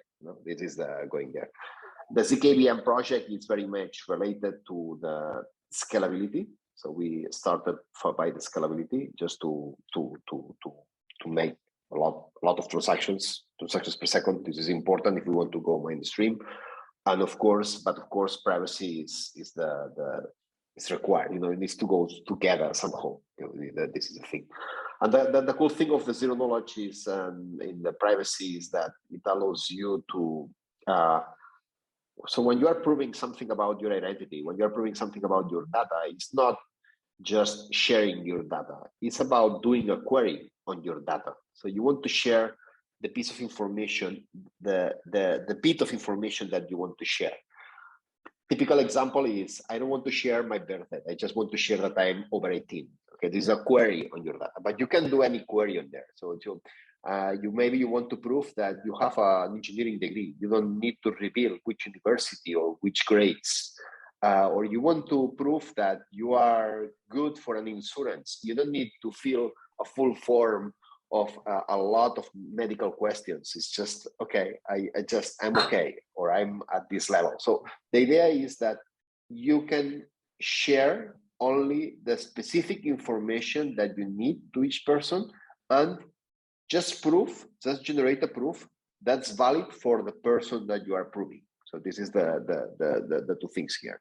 And for this, the zero knowledge technology is what allows very much to do this kind of points. And this is interesting because this is, for me, for example, on the old GDPR, that protection, and which is the essence of the law is good. Okay, we can discuss about things, but the idea is that I would expect that in the future, these privacy laws should force to use this technology to just collect only the information that you need for each piece, and this is very important for the privacy. Like when you go to a hotel right now, you give your ID card, and they do make probably a copy, and they get all your information. No, it's just what you need about me. It's like, okay, I'm not in some list of most finded persons. That's what you need. Okay, I can prove that I'm not in that list. That's it. You can just give me the room. Okay, that's we've just had like this experience here, right now. I'm in Slovenia, and Slovenia had, as also other countries, I think it was similar. We had like just this piece of paper with a QR code with all our data on it that we had to prove, like even when going into a different like petrol station to pay for gas. And there was like this some higher help, that they first scanned that picture, and then they said, can I see also your personal ID so that I know that you didn't take a friend's one? And it's like so many discussions around this, and it could be in a way trivially easily solved with zero knowledge proofs, where also the rights would be accepted if already, it's a different discussion if this needs to be checked, but in case it has to be checked, why not zero knowledge? Yeah. But unfortunately, I don't know anyone in governments who works with like proper cryptography. So most of us who have these skills are in crypto itself. That's kind of unfortunate. If we don't push that, nobody's going. If we don't push that, the governments, nobody's going to do it. Yeah. I'm very happy you brought this up. This was actually, I wanted to bring this into discussion a bit later. You're ahead of me. Awesome. It's kind of this, my question would be like, do we need to remind ourselves of the cypherpunk ethos, where basically this kind of skepticism towards the government is expressed, and basically saying, if we don't build it, who else is going to build it? I think we have the obligation to push. Other thing is that they take it, but we as citizens, if we understand the governments in right way, so it's like person that represents ourselves, we have the obligation to show them, to explain them, and to at least to try. I would say, I understand the skepticism. It's hard. And they have maybe some governments, they have other interests and other things, but I believe that this is our obligation. I would not throw the towel in the first round. Yes. Yeah, absolutely. I also think that there's actually quite a big diversity in terms of like which governments and which part of which governments, and a lot of this stuff also depends on specific visionary people that actually operate from the inside of government, making alliances with people on the outside, right? And that stuff happens, and that stuff is very possible. But I also wanted to, I'm working on a paper at the moment on the concept of digital sovereignty, because it touches exactly on some of these questions, which is like the role of cryptography in the question of digital sovereignty, but also how many contradictory meanings there is of digital sovereignty, right? So when a nation state talks about digital sovereignty, it's quite a different type of digital sovereignty than when an individual is talking about digital sovereignty, right? Or when a kind of group is talking about digital sovereignty. And there is like a strange period right now where there's a little bit of an overlap of interest interests. I mean, we're seeing that with the Russian-Ukraine situation, and nation states are becoming, like, it's very clear what technological sovereignty and digital sovereignty actually means, and what the lack of digital sovereignty, what kind of consequences that can have, in terms of your geopolitical power. And so, cryptography is this kind of like weird space where on the one hand, nation states really do want to have strong cryptographic protections because it's in their interest of their national security. On the other hand, they also have a strong kind of desire to have backdoors, right? But the moment you put in a backdoor, an enemy state can enter through that backdoor as well. So there is this kind of, it's a bit of a kind of like contradictory game that nation states have to play in terms of security, in terms of geopolitics, in terms of encryption specifically, where sometimes I think there are actually like very clear alliances that can be built with, like, from the bottom up, from like ordinary people, like pushing the interests of ordinary people, and pushing the interests of, kind of pro encryption and pro cryptography line, I think is very possible at this moment in time, because the awareness of what a lack of strong digital security actually means for nation states. But here is where the zero knowledge technology plays a key role here, because zero knowledge technology is what allows to improve. It's not this that you have this balance between privacy and security that you face. Now, the cool thing of the zero knowledge is that allows to improve both things without having to sacrifice some of the parts. It's probably at some point will still be a balance, but the level, the improvement in security and in privacy can be much better. And this is the kind of technologies that is not about engineering a balance; it's about improving the society. I think zero knowledge proofs. I feel like I want to say it's going to be bigger than blockchain, but I mean that's just a stupid tagline. But it's like it is. That's how I felt when I first discovered them. Man, honestly, right? It's true though. Yeah. This is a great comparison, Ja, in the sense, like, I would here follow up with the question. When my first contact with the blockchain was, it kind of like happened in a couple of stages. So first I was like, oh, blockchain, cool. And then I needed some time just to internally process this. And then eventually I started to think more in decentralized terms. And zero knowledge proofs, does it have like the same kind of requirements? Does it change the way how one thinks about designing systems? Yeah, it does. Absolutely. It opens doors. It opens a new way of understanding the data, so the management of the data and what you can do with the data and how you share the data, how you can distribute this data. Yeah, and it's just a game changer in that.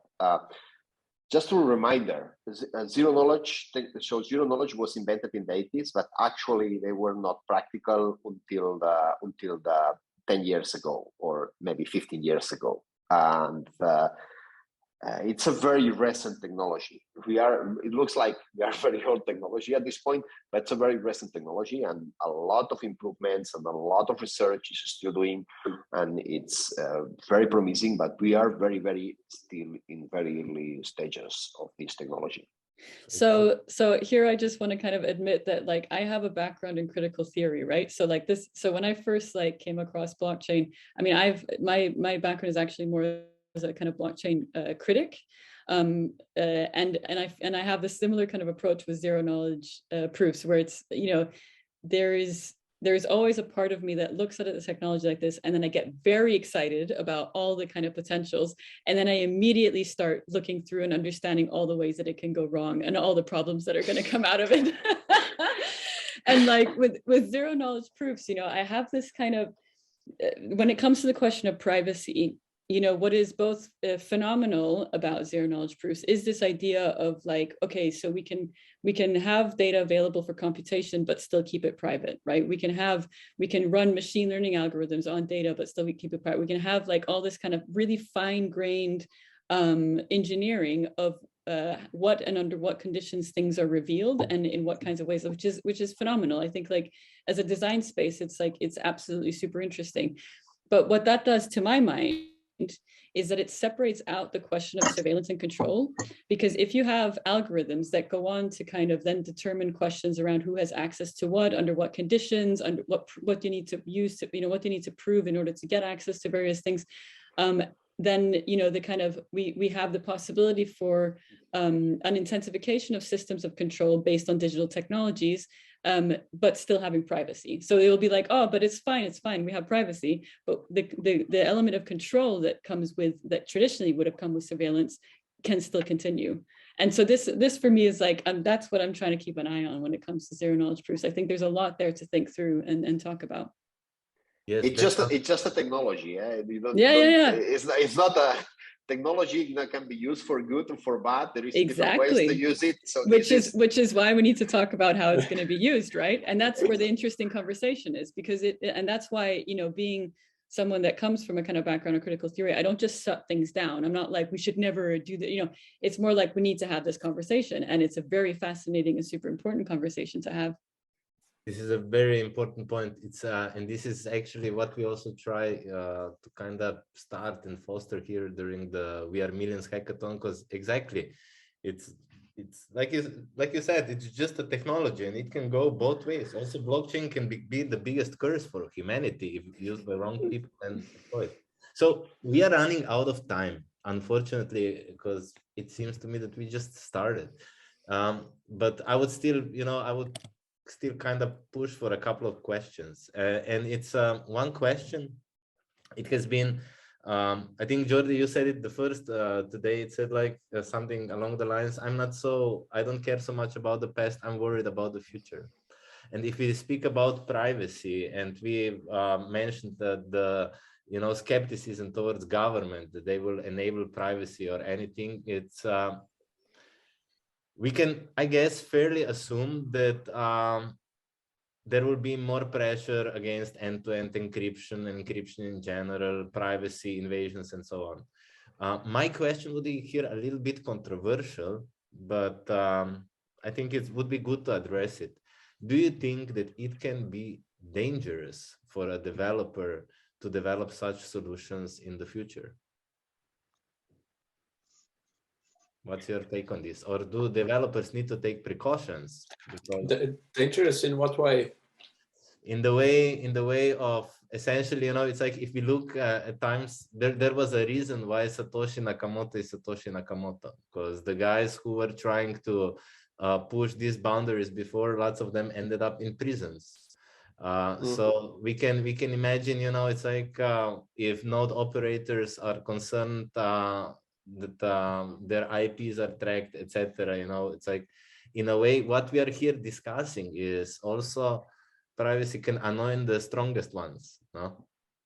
Yeah, I noticed this happens as well, and also they have many young and talented developers who are completely anonymous on the internet, and they keep building new things on new chains, and it's like brilliant stuff, and nobody knows who they are. So like, I think there's still these cypherpunks who actually care, and I think what they should do is also educate other people in how to like handle their online presence and what they do. Like, ego is one thing, but also safety is another thing you should like take care about. I hope no. The good answer is I hope no. I can understand that there are reasons. There are reasons for having a concern, but my worry is nobody should stop developing these tools because they are afraid of this. There are many ways to contribute, to develop, to help in this direction without having to worry for your personal life. Actually, I think that these kind of anonymity tools, they still have a long way to go till they are easy enough to use, so that people who are not developers, but let's say writers or bloggers, can use them with the kind of safety that would allow for being, the Satoshi Nakamoto of some other community, which is not not software development. So I think in the future, especially if projects like NIM succeed, that we will see many more of these pseudonymous personalities who have done something great anonymously without revealing their true identity. Yes, I agree. It's maybe I would here add, because I've been also, it's like thinking about this stuff also in the past, and it's for me the answer is actually quite a poetic one. I think that developers, like it was pointed out, we need to push for these solutions. We need to work on that, and that actually the strength is in numbers and in open source. It's for projects that we work on. If it would be closed source projects, I think we all would have already some kind of visits from some kind of, like people, so to speak. It doesn't work. No, this privacy with a closed source doesn't work. This combination, it's a stupid thing even about that. We have a lot of examples of how many private applications that have been sold as private applications and then has been it's cryptography in general needs to be open source, and there are many examples of private source of all kinds of cryptography that it just don't work. So don't even think about that. Privacy needs to be developed in the open. Yes. Yeah. So maybe here as a closing question, I think we covered many areas, but yes, in a way the conversation has just started. But I think we established the importance of privacy. We established the need for privacy. We established that developing privacy-centric solutions is not just the right thing to do, but also probably one of the biggest opportunities. We heard here the statement, zero knowledge proofs can be bigger than blockchain. So it's kind of seems like we ticked almost all the boxes. For the last box to tick off, I would ask everybody here, it's like if you imagine that the privacy force for good, the global privacy force for good is now listening to you, what would you say are the low-hanging fruits? Where should developers go and pick up the work and continue? What are the next steps? Maybe Parasite. You start with, or this maybe. Yeah, I think it's very important to teach people about open source and free software, and also to teach people about development. So you should reclaim what you can. You should not just be a consumer. You should contribute in any way you can, whether it's documentation or just being friendly or anything. It's just don't be a consumer, but be a part of this big and great community. Awesome. Write literate bug reports. Sorry, Danny, can you repeat? Broke up a little bit on my end. Write literate bug reports. Nice. Jordi, maybe? Yeah, I would, just for me, there is one pending thing in the space is the sovereign identity. Having a Bitcoin of self-sovereign identity, a protocol, self-sovereign identity protocol. For me, this is something that's really important in the space, and we need to solve this identity, claims, mainly claims proofs, identities, and solve that. And this is it's a key piece. If you see most of the applications, you have a login password in the beginning. So we need to solve that in a decentralized way if you want. And it's a very easy way to understand self-sovereign identity somehow. But this is an important piece. It's not the piece. It's like an operating system. It's just a piece that opens full space. But we need to solve that. For them to work, then reputation to work in trust test and a lot of things in the world, but we need to solve that. Awesome. Yeah, no, I would say just, I guess to take be kind of creative and take privacy as an opportunity for a new type of innovation. I really do think that that's quite important. I mean, that's more of a general statement. Then, you know, with NIM, we always want to invite anyone to play around with the mixnet. And so, you know, if you want to build anything on top of mixnet, please, you know, get in touch. The more people build and play around and use the mixnet, the better it is for everybody in terms of privacy. Yeah. Yeah, thank you very much for this. I would add to this. I think for anybody also listening to this, if you are into zero knowledge proofs, if you are into cryptography and privacy, all of the projects today, I know everybody here is open to just reach out to people here, find a project that aligns with your purpose, and yes, it's up to us. We are the change, so to speak. You know, we need if we are not doing it, who else is going to do it? And maybe with this, the parting thoughts for today. So to me, it seems like clear, you know, it's like if one needs to decide about a new app or something developing new, it needs to be private, it needs to have zero knowledge proofs, etc. I think this we realized today, it makes sense from all the angles, but maybe also it would be a call to action to not just developers. I remember a while ago, it's been quite a while, Dani sent me Nassim Taleb's article about the intolerant minority, where basically a small group of people, by being so intolerant and sticking to the principles, can make global change. And I would invite all of us and people who listen, be this intolerant minority when it comes down to privacy, and let's move the needle. So with this, I would thank you, all of you. It's been a great pleasure. It's been great to see you all. It's been a while also with some since we spoke. And yes, thank you again, and we see you soon. Thank you for hosting. Thanks, everyone. See you. Ciao, ciao. Bye-bye. Bye.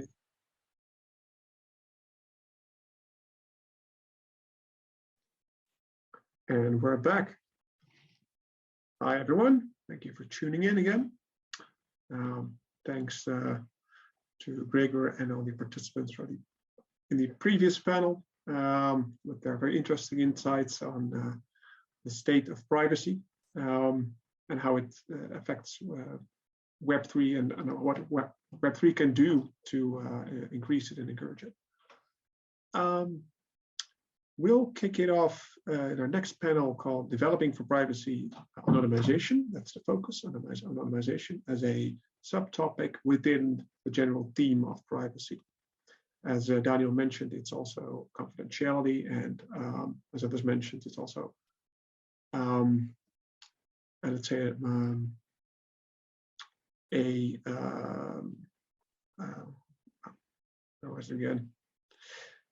a question of power, yes. And in this talk, we'll mainly focus on anonymity, the availability and the way, as a developing community, we can help assist in reclaiming it or create it. For this, we have several speakers tuned in. I'm going to ask them to turn on their camera.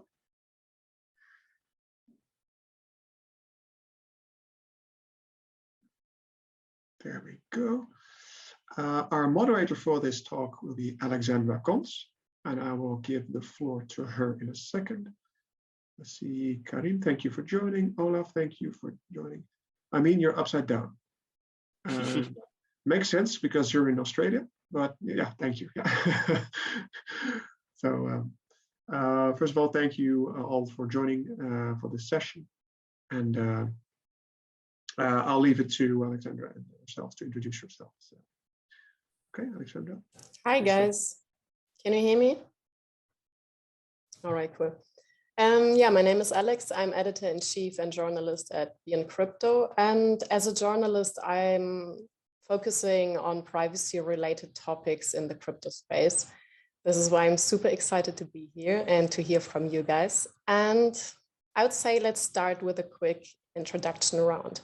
I mean, do you want to start and tell us a bit about yourself and what you're working on? Yeah, sure. Thanks for having me. It's 4 a.m. where I am, so just bear with me. I might be a bit slower than the rest of you. Okay, yeah. So I got into crypto in 2013. I moved to the Netherlands. I worked with a lot of different projects. I was a journalist myself for a while as well. And then I got involved with decentralized governance and what that could mean in terms of competing with existing state services, as well as organizational governance models. Thereafter, I got involved with a couple of other projects like Aave or storage or these kind of services. And then I moved to Mexico and I got involved with workshops and raising awareness, in terms of privacy and also sovereignty through decentralized services. And now I am the founder of Bitopia University, which is the world's first decentralized autonomous university. It's to compete with the centralized education model and to use distributed technologies to enhance the way that the incentive model behind education. So in our model, it had never been done before when we first started. The top ranking students are incentivized. And also we have a lot of other services included in that has never really been done before. That for me is very interesting because I came to the conclusion that education is the main focal point that limits and empowers people to make better decisions depending on how it is approached. And through this, I have noticed both through case studies and personal experience that when you have new technologies, it's important to educate people the correct way and to be able to provide education so that they can learn about these things. So I'm sure many of you can relate to this. Even today, we still have people who don't know what Bitcoin is, who still refer to blockchain as the blockchain. And, a lot of these things, it's just continuing on and on. It's because the education isn't being done properly. And through that, we also created a project with a few other people called Unchained Innovations, which is totally focused on privacy and allowing people to kind of step away from big tech applications and services and stepping into more open source alternatives and providing education around that, as well as giving people the opportunity to obtain devices that are designed to be privacy respecting. So that's just kind of in a nutshell what I'm doing. Thank you. Awesome, thank you. Olaf, will you on? Yes, sure. I hope you can hear me well. Yes, Olaf, in the blockchain space for about 5 years or so now, lifelong developer since year 15.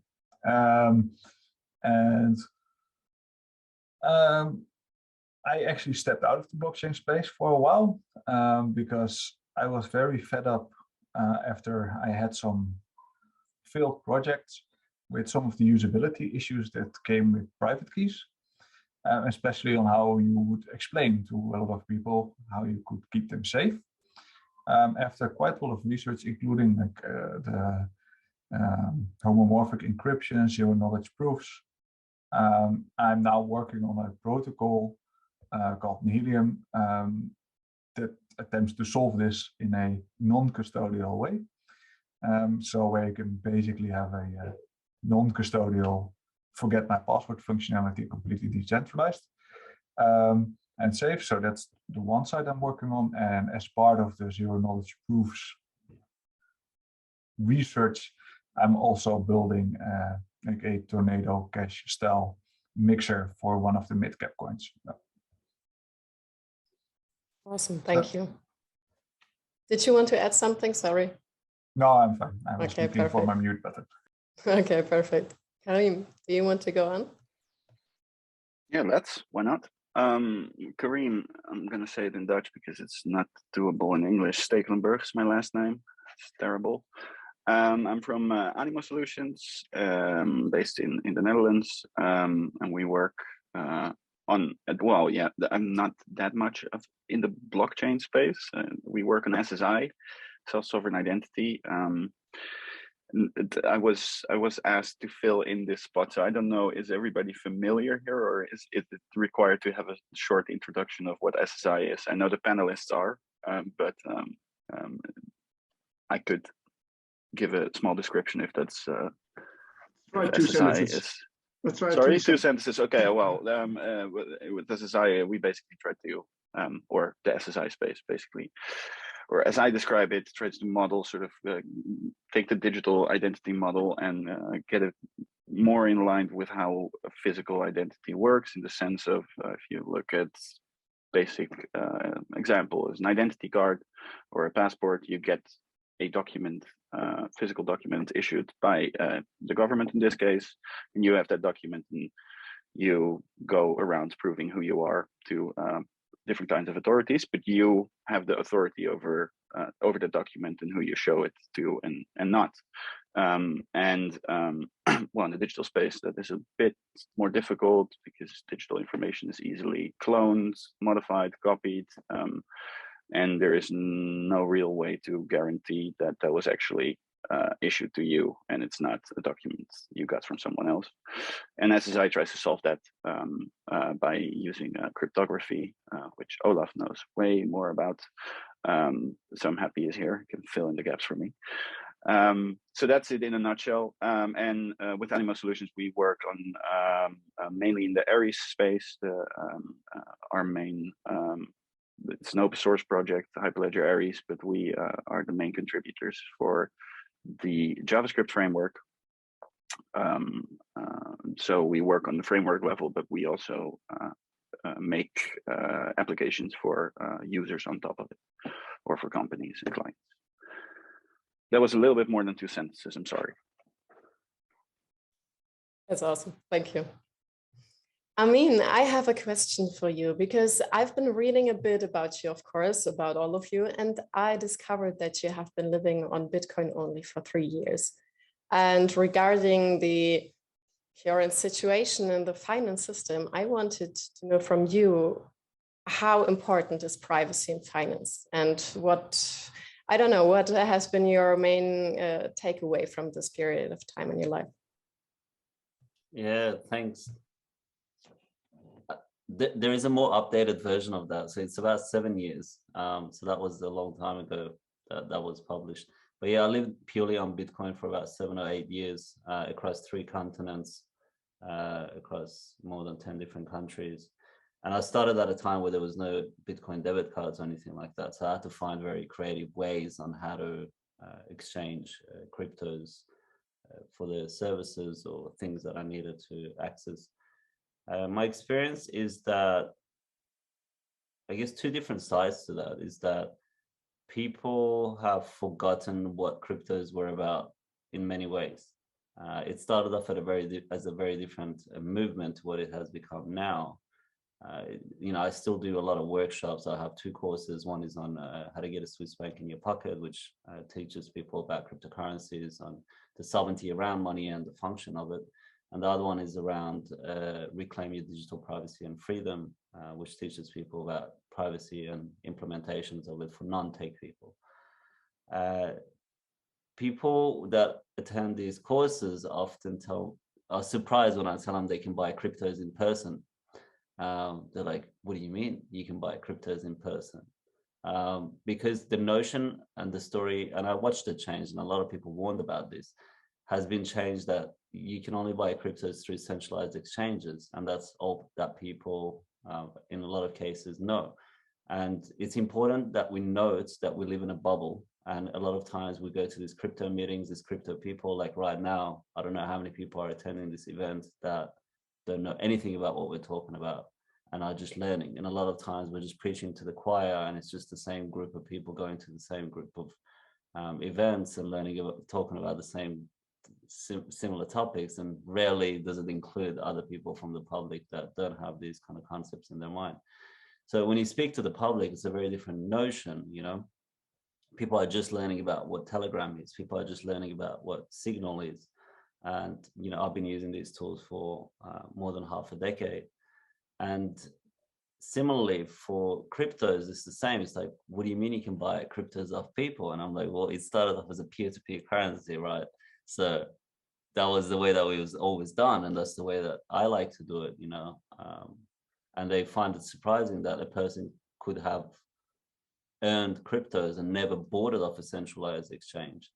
And that notion for me is very interesting. It shows me where we are and the narrative and how it's been changed, and how detached the main portion of the population is from the true foundations behind these concepts, and the true notion of what these tools were designed to do, and how people perceive them now. So that's just kind of like a small glimpse into my world.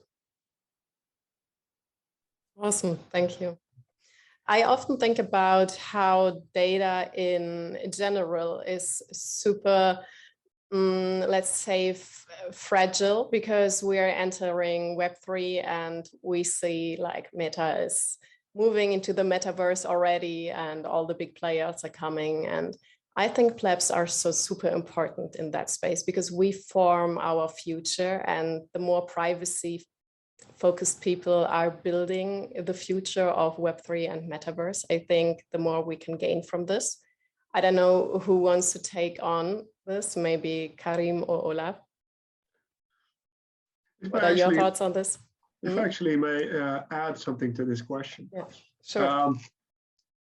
I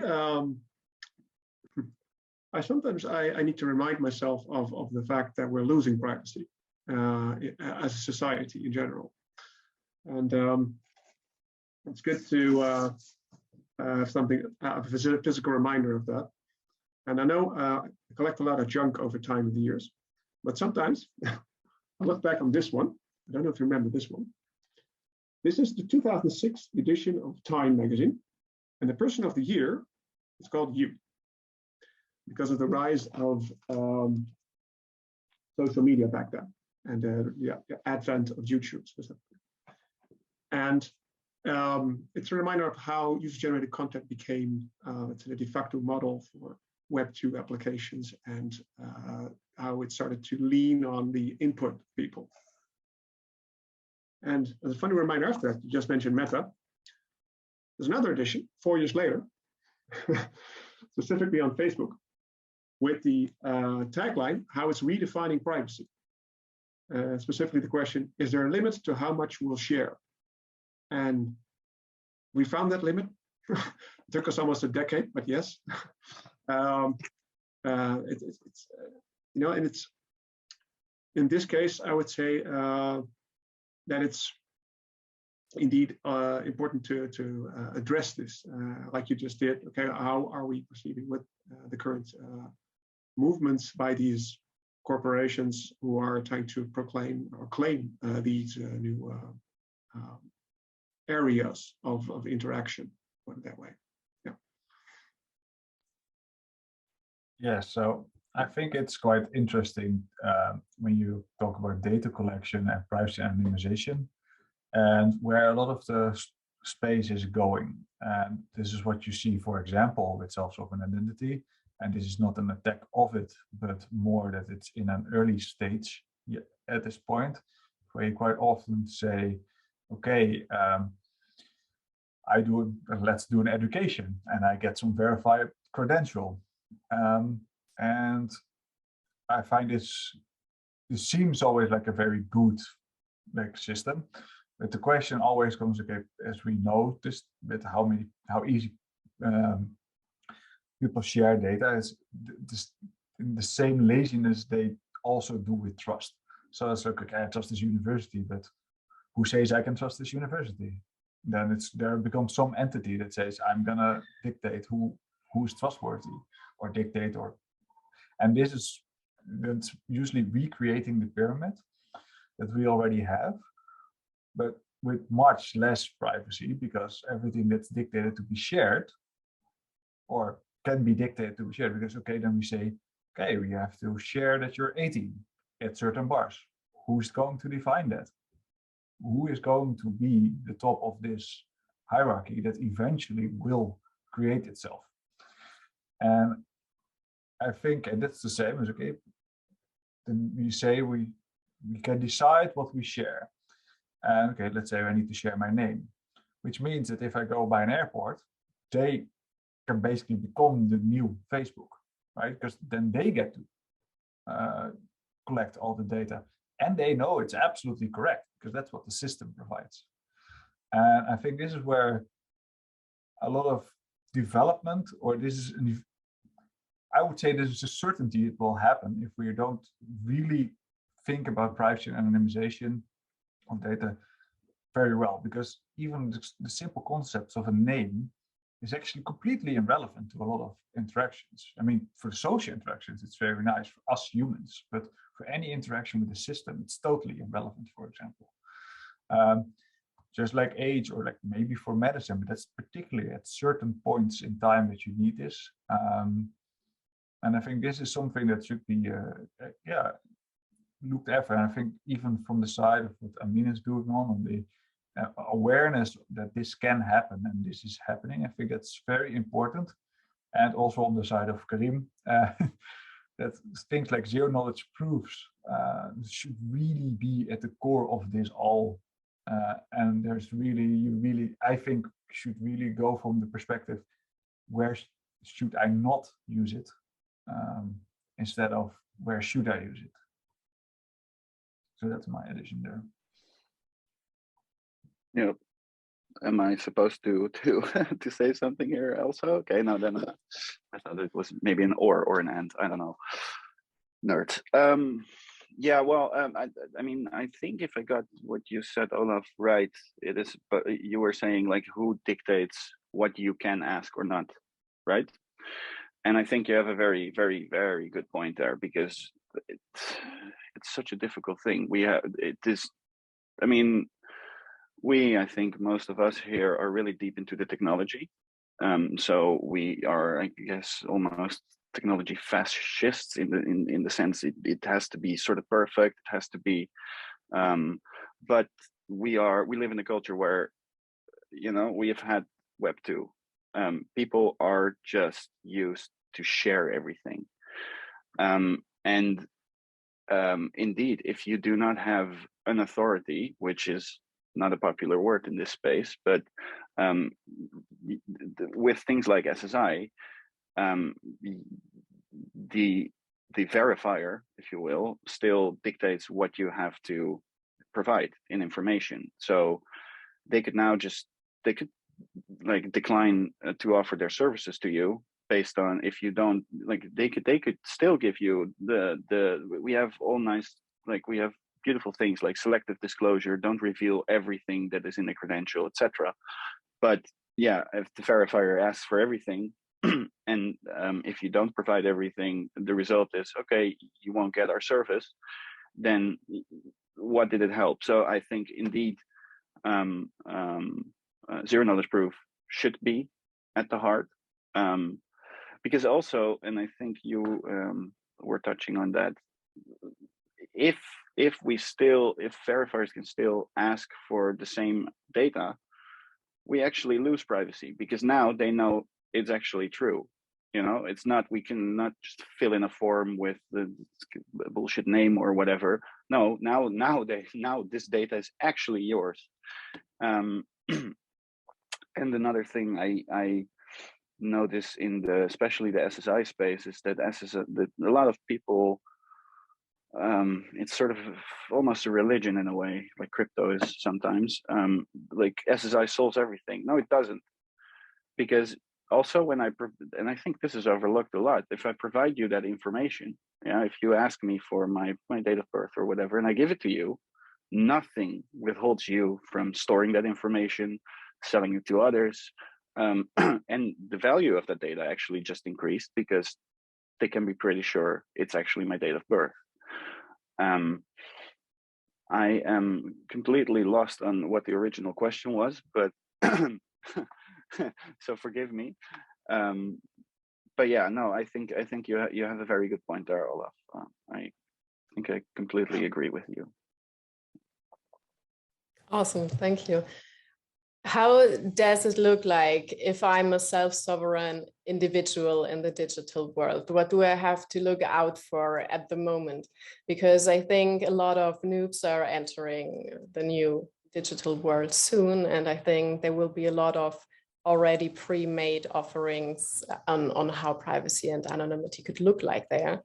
And how could, which steps can like normal people go to have like a privacy anonymity driven take on this?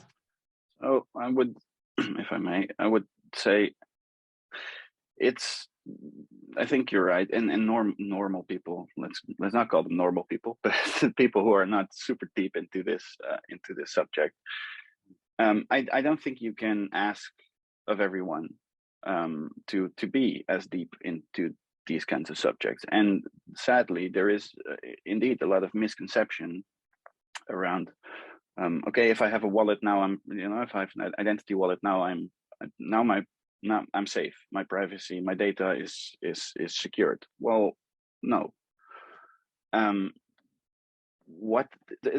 bit like what happened with Bitcoin and crypto, it was supposed to be completely anonymous and stuff. Yeah, well, not so much.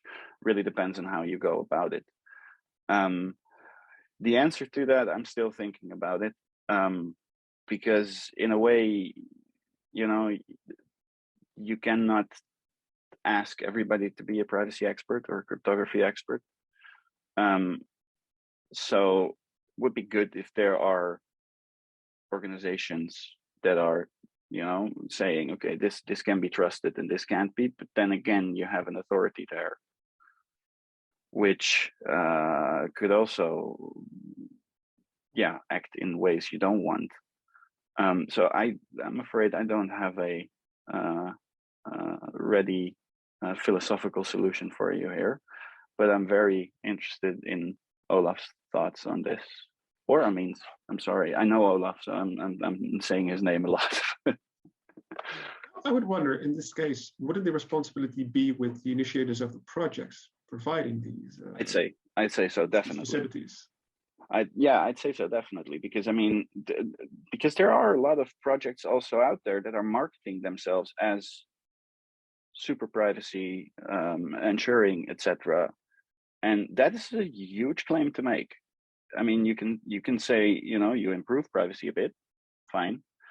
But I think, people, especially if people don't know enough about the subject, just like scientists, for instance, you trust a certain knowledge authority because you cannot learn everything. So there's a trust relationship there, which I think, you have to be very careful. And I think that if you say as a company or as a project lead, this is a privacy preserving solution, and then there should be consequences if it's not, because it's your job, basically.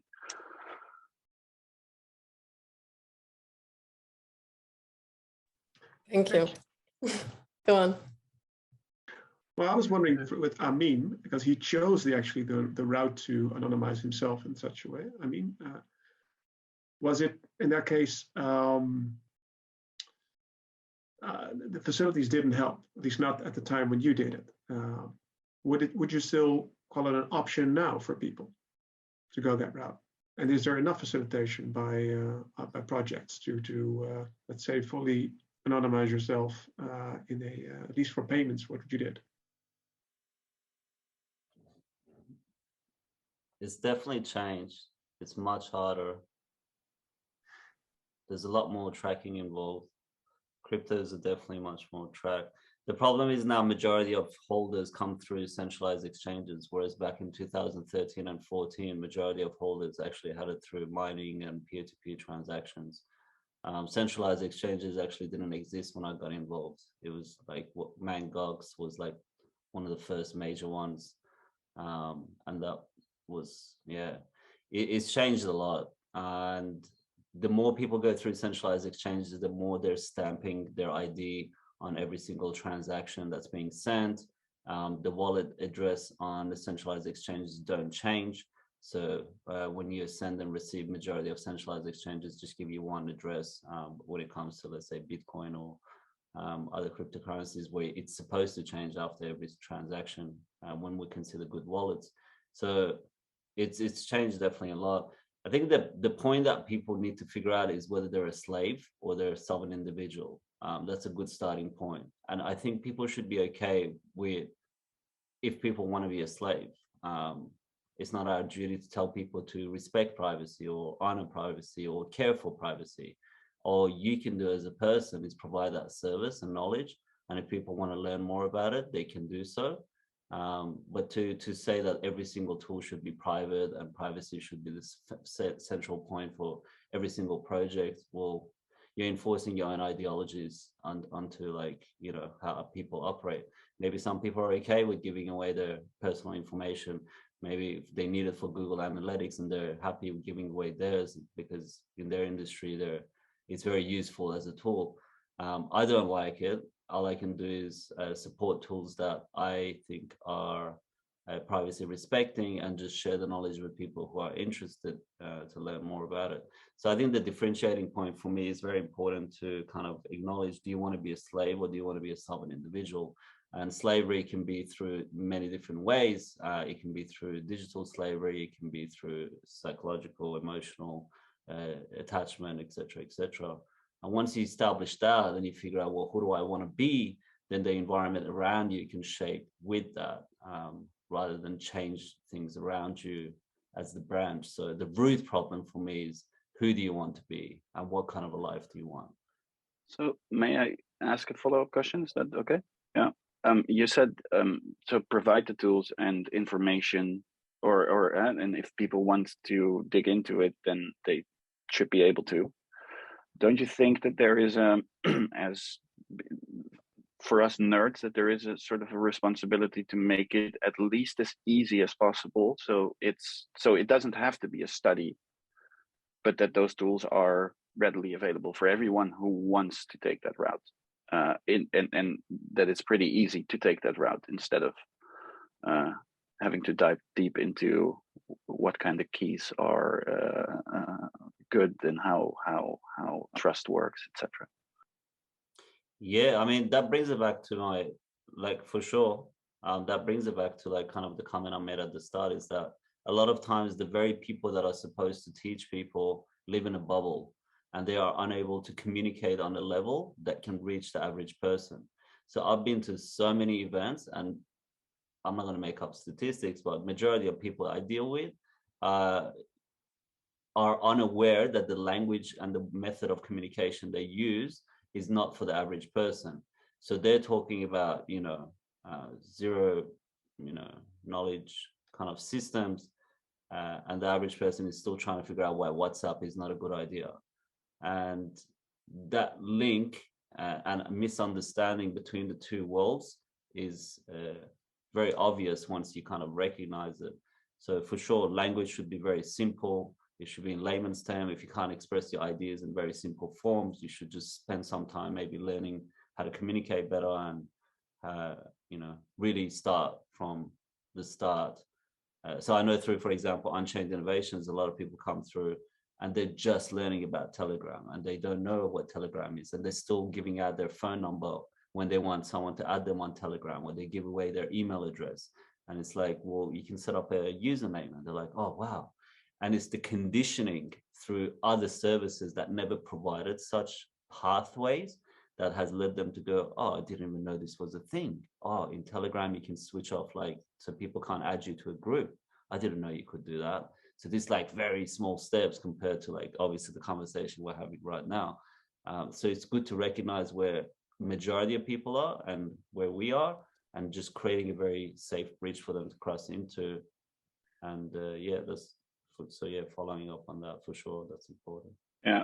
Yeah, no, that's also what I meant is with culture. It's like people are just used to throw everything on Twitter, everything on Facebook, and that, I think that is the most difficult challenge we will have, is to get that sort of general understanding there. To add to there, please. I think the world gave a good lesson the last few years on that. I always said to myself,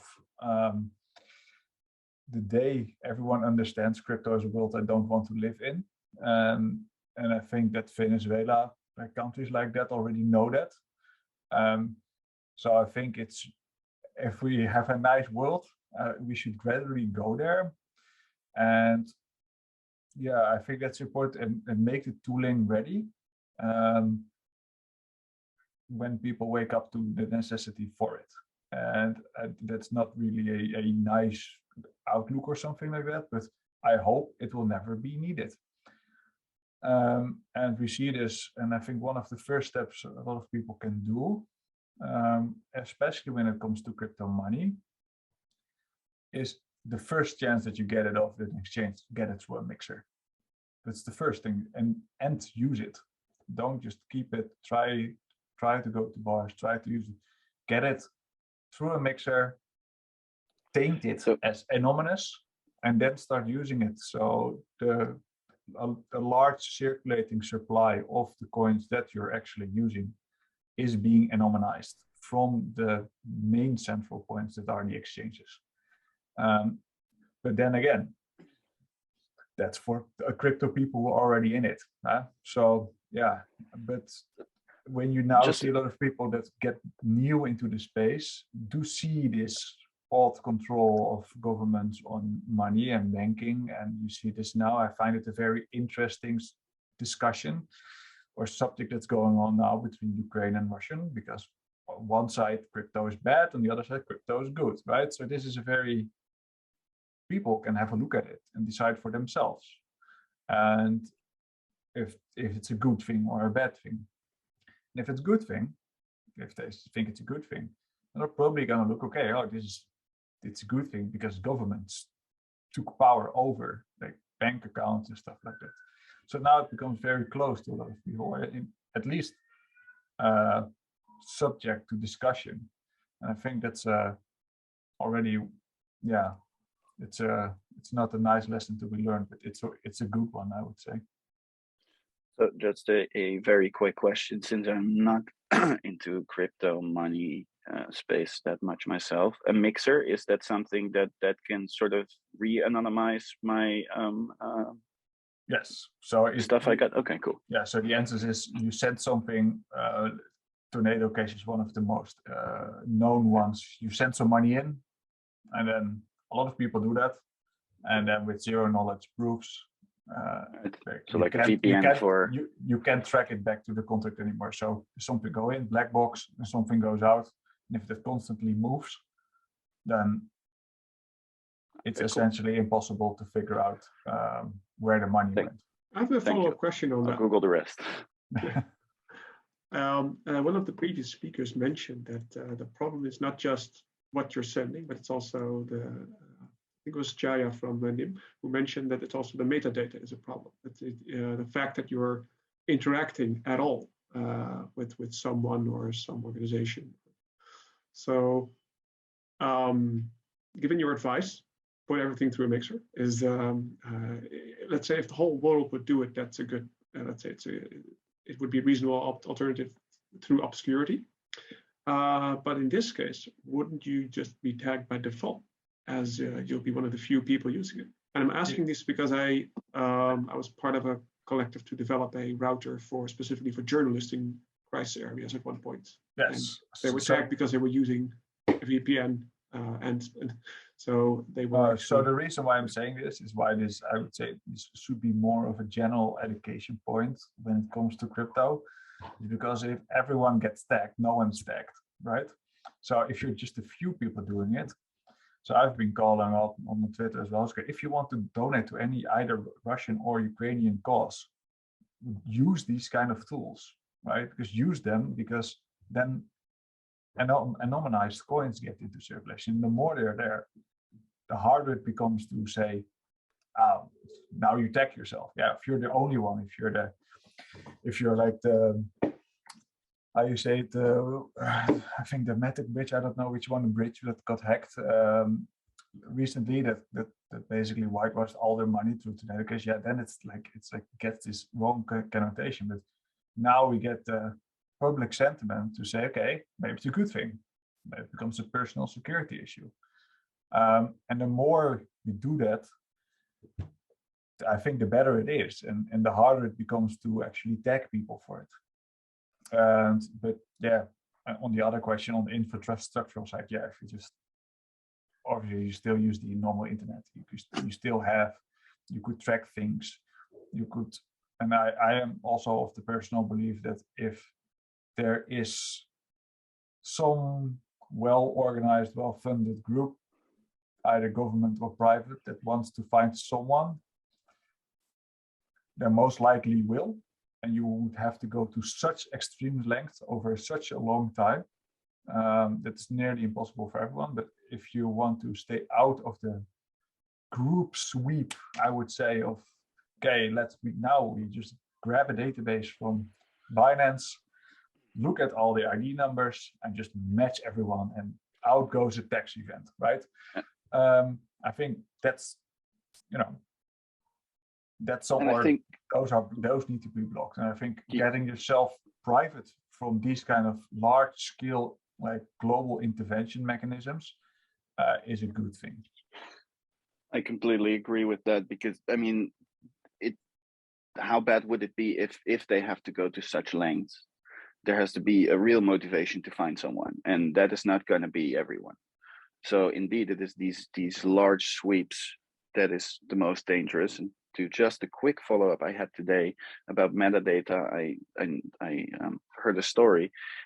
I think it is also dangerous how governments or organizations don't realize that what you can do with metadata. For instance, if you get a COVID test in the Netherlands,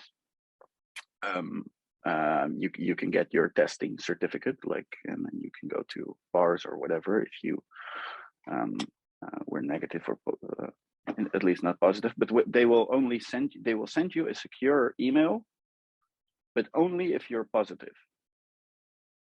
So if you intercept that email, you don't even have to go into the secure mail environment online. If you just see somebody got that email, you know what's up. And these are the kinds of things that we think about. Normal people don't, but then also the people that should be thinking about these kind of things are also not informed enough. So yeah, I think we have a long way to go when it comes to that. I'm a bit skeptical, but I just want to add something to what was brought up, which was something I bring up in my courses as well, because sometimes people come in and they're like, isn't Signal developed by CIA anyway? What's the point of using it? Anyway, the reason I bring up this comment is because we need to differentiate between state surveillance and big tech surveillance. And I think it's always healthy to kind of point the difference between these two out, because if you're going on to the state surveillance, well, get rid of your phone, get rid of most of your tech, the level of technology and tools that they have, the average person, good luck. It's not going to work very well. But when we're talking about big tech and giving away metadata to Facebook and WhatsApp and Instagram and TikTok and Google and Microsoft and Apple, well, then there's definitely a lot we can do. There's a lot that we can actually do, and quite easily. And that's something that I kind of just want to kind of differentiate between, because for me, the main goal is giving away my information, which is literally being sold off, and it's being used to target me with advertisement and being sold off to companies for a variety of reasons.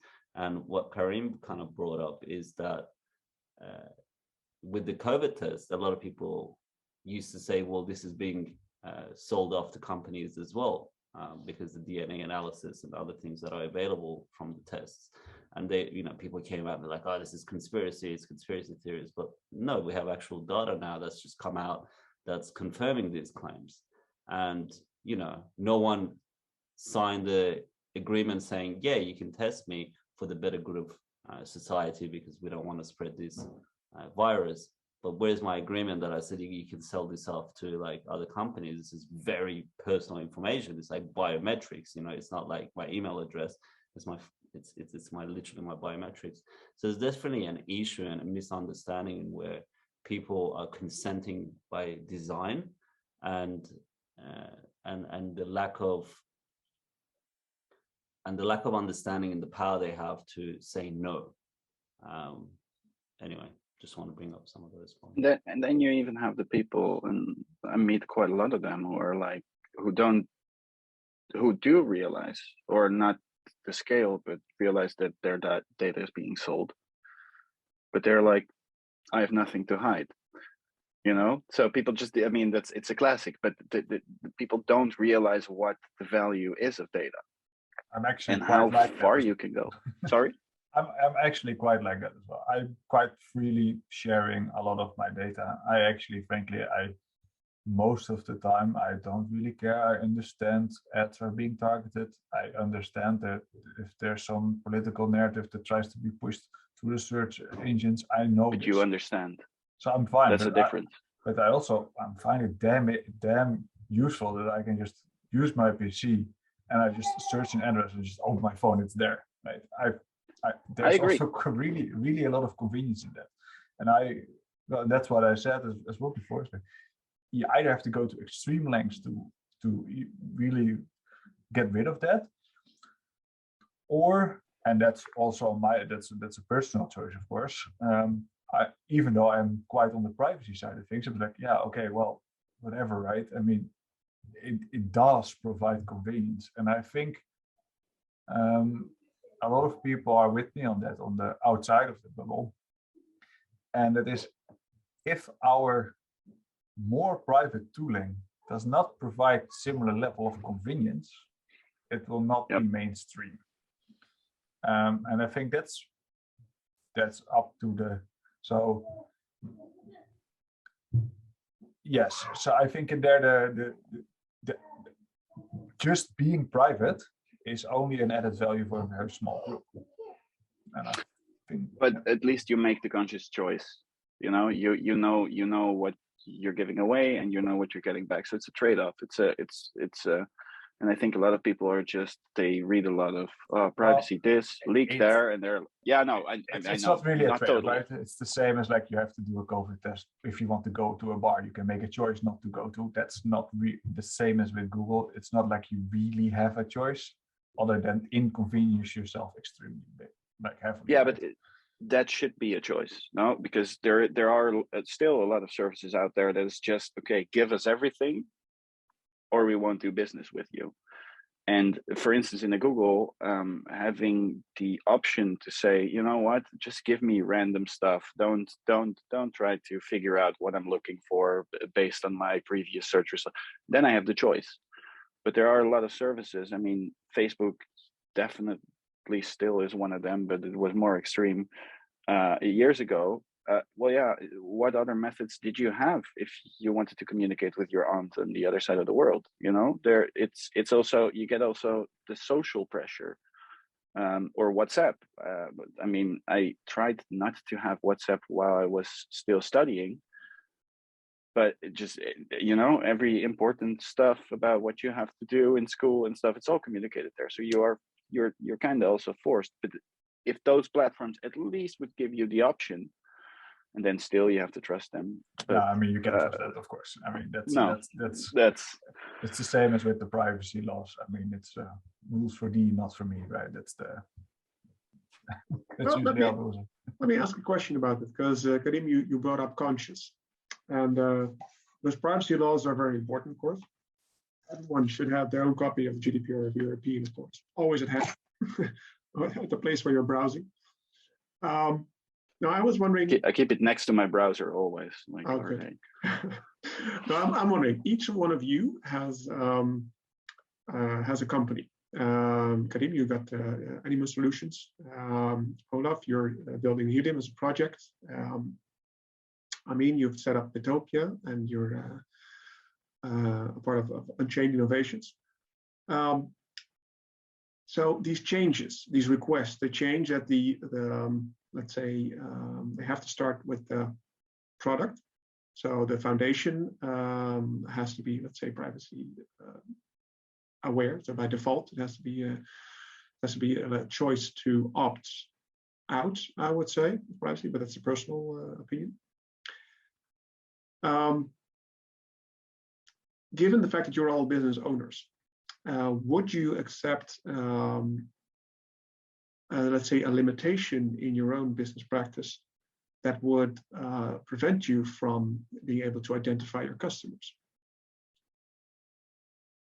And even further than that, we had a speaker at the Swarm Summer School last year, Melanie Rebeck, who explained that there's also the opportunity to install something like a golden ticket in your company structure, which even doesn't allow you to sell your client data once you're, for instance, merging or being taken over after an exit. So that's cool. That's cool. But the question is, for your businesses, would you accept that? Can you accept that even in the current context? So I'll start because it's very quick. We had the choice to put Google Analytics or whatever analytics on our page, and we did it. Now, we sell privacy, so it's kind of an easy choice not to do it. Yeah, you lose something, but in our case, I think just for marketing purposes, it's probably worth it. I mean, yeah, thanks, mate. Similarly, with a lot of stuff I do, I limit the amount of information I take because, yeah, it's just by the way that it's designed. So I can give an example. In the Netherlands, it started in Utrecht and then other places. Seats to Meet is pretty well known. So Ronald, and now he has over, the organization has now over 200 locations around the world, 1,800 workspaces. And he's a very fascinating guy to speak to. And one thing that I always remember when he said is that he's like, we can, through our system, collect a lot of information. We can figure out what time people have come in, what kind of background they're in, their expertise, and the locations they access. Obviously, there's a lot of information you can collect as a co-working space, especially one like Seats to Me that has a very well-designed system behind it. He goes, but we don't. And the reason we don't is because you can't always be like approaching a business. This is just his opinion in way of like, the more data, we need to keep expanding. He goes, there's other values that you can bring, and there's other values that you can gain by going through other methods that's not going against the foundations of privacy. So definitely I do my best personally in my own projects to limit the amount of information I collect. So even for Bitopia, I don't really ask for a name. The main focus is a username. I think username is pretty okay to be asked for. There's no personal information being asked, but if people want to, the fields are there. So the main fields I leave for username, email address, and that's it. And there's no kind of data being collected in as many places that I can kind of think of. So that's just my perspective. Yeah, for me, it's almost like a sport to not ask data. It's like, if you can get away with any information, then just, but I think that's also one part of the Web3, right? If you might, as an application, offer a structure on how the data is stored in someone else's location. But if you can build applications that can take the data that's being delivered to them and then provide a service, I think those are very interesting prospects, because one of the things in there is, I think it's very interesting, is first of all, it reduces the cost of your operations massively. You can scale, because this is always also usually a scale problem, right? Because you want to know the customer, so you can scale, you can do some predictions. If you build your tech in such a way that you don't need to have those kind of predictions. So if you would say you would run a site on IPFS, of course, IPFS needs to in that sense scale to a certain level. But let's say that a large part of if every website would be run on IPFS, then the scale of this underlying system is no longer really relevant as long as you as application developer also contribute to this network. And this is where I would say that the need for any information that you ask is only visual for the user itself. If they want their name on the website, then give them their name. It's like what that means is probably some username, something you want to identify with. And yeah, if you can get away with it, then that's also where a bit of the new business models lie, I would say. And do you hear the baby a lot, or no? Little. Okay, that's good because I do.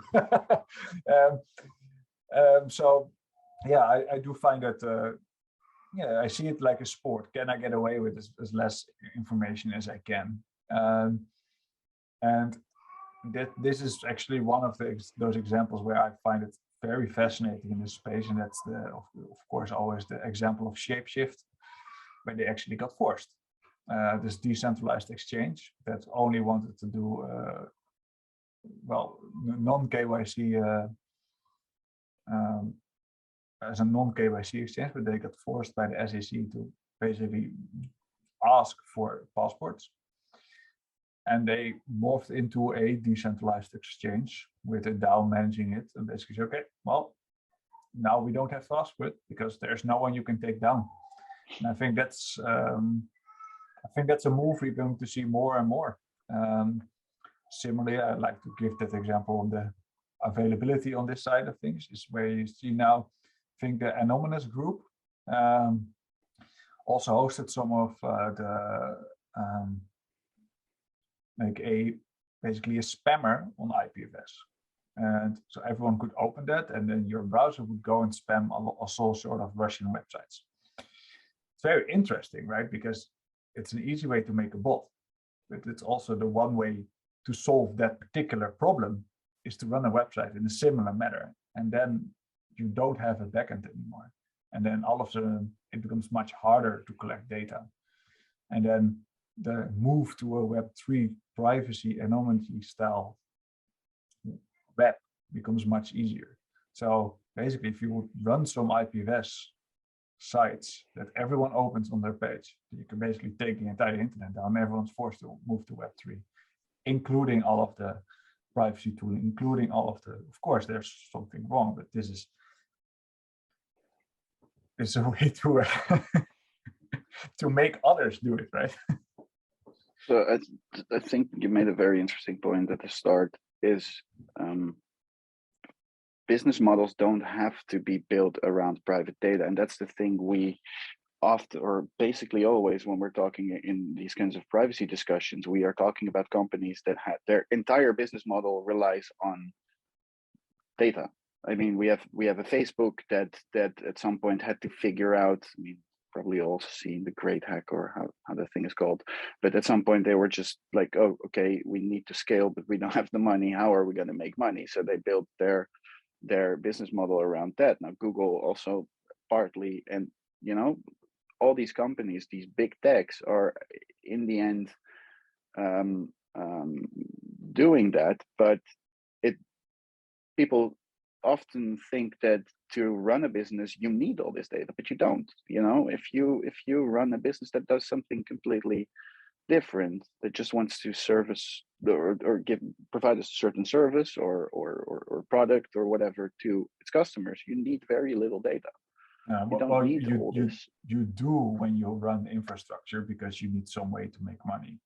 And I think that is, I think what we see now with the big tech surveillance style, it's, you know, it's the logical conclusion of such technology, I would say. And I think we are here to build the next evolution of this. Is okay, if you want to serve a million, like a billion people, can you do that? But I mean, I think in all honesty, just how Facebook looks with a good team of developers, this can be built fairly quickly. But the backend infrastructure, that's very difficult. So if you can design your applications and go anonymity first, right? Because if you don't collect any data, then you can put on some focus on making things anonymous, and then all of a sudden it becomes some value.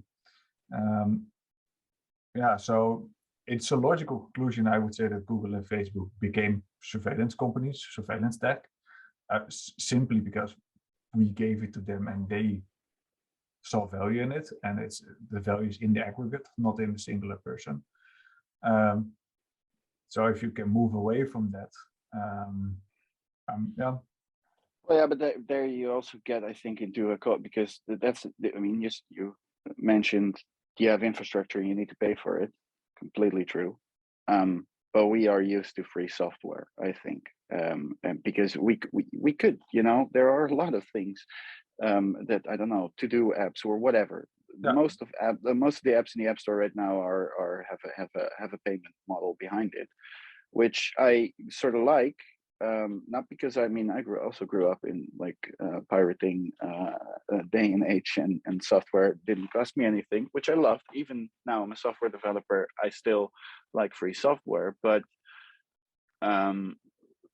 that's the thing. People don't want to pay for a Facebook because they have a free alternative. They still pay for it in another way. They don't see that clearly, but I think you don't, you know, infrastructure can be run without the need to sell private or personal information. Well, I would say not if you run a Facebook site operation, in the sense that you can keep it free as long as you don't require that massive backend. Right. So and this is where I find to go back a bit to the subject as well, as where anonymity comes in. So if you can build your applications where something like MetaMask, I mean, it might not be the best tool around, but it's there, where you can, through MetaMask, deliver some data to a web app, instead of like MetaMask asking you for signatures and stuff like that. You could build it the other way around, and you have like a bit derivation structure on where this data needs to live, and then all you need to do is to some way deliver that application to the web to your, and then you are inserting your data, and then no communication is needed, right? So it's all there, it's all on your machine only, and this is how you can stay anonymous. And of course, if you have Facebook, how are you going to find, how are you going to have a news feed? Of course, these are indexing problems, and those will most likely largely be centralized.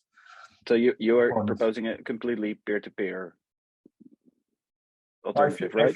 If you want to go anonymous, then there's a lot of features that can be used, right? That okay, you search, of course you can search, but a lot of this personal data, a lot of this search information, right, about what's in the news, whatever, they don't need your data to give you some answer, right? So if you have an application that needs to do all the session management, all that, like I've built many websites, and there's always some scaling issue. Always some, if you get rid of all of that, then also you get rid of the immediate cost of developing something, the running cost. Maintaining, yeah. You have to maintain the cost, and I think so that helps in the anonymity of your personal data. So if you would go SSI, it's the same thing. If you would have an SSI system, like call back home all the time, you have a verifier, you have one government, one verifier, then it's not SSI, because the entire application runs on the fact that it needs to call back to the government or whatever. Now it's the government is just the biggest entity, right? So yeah.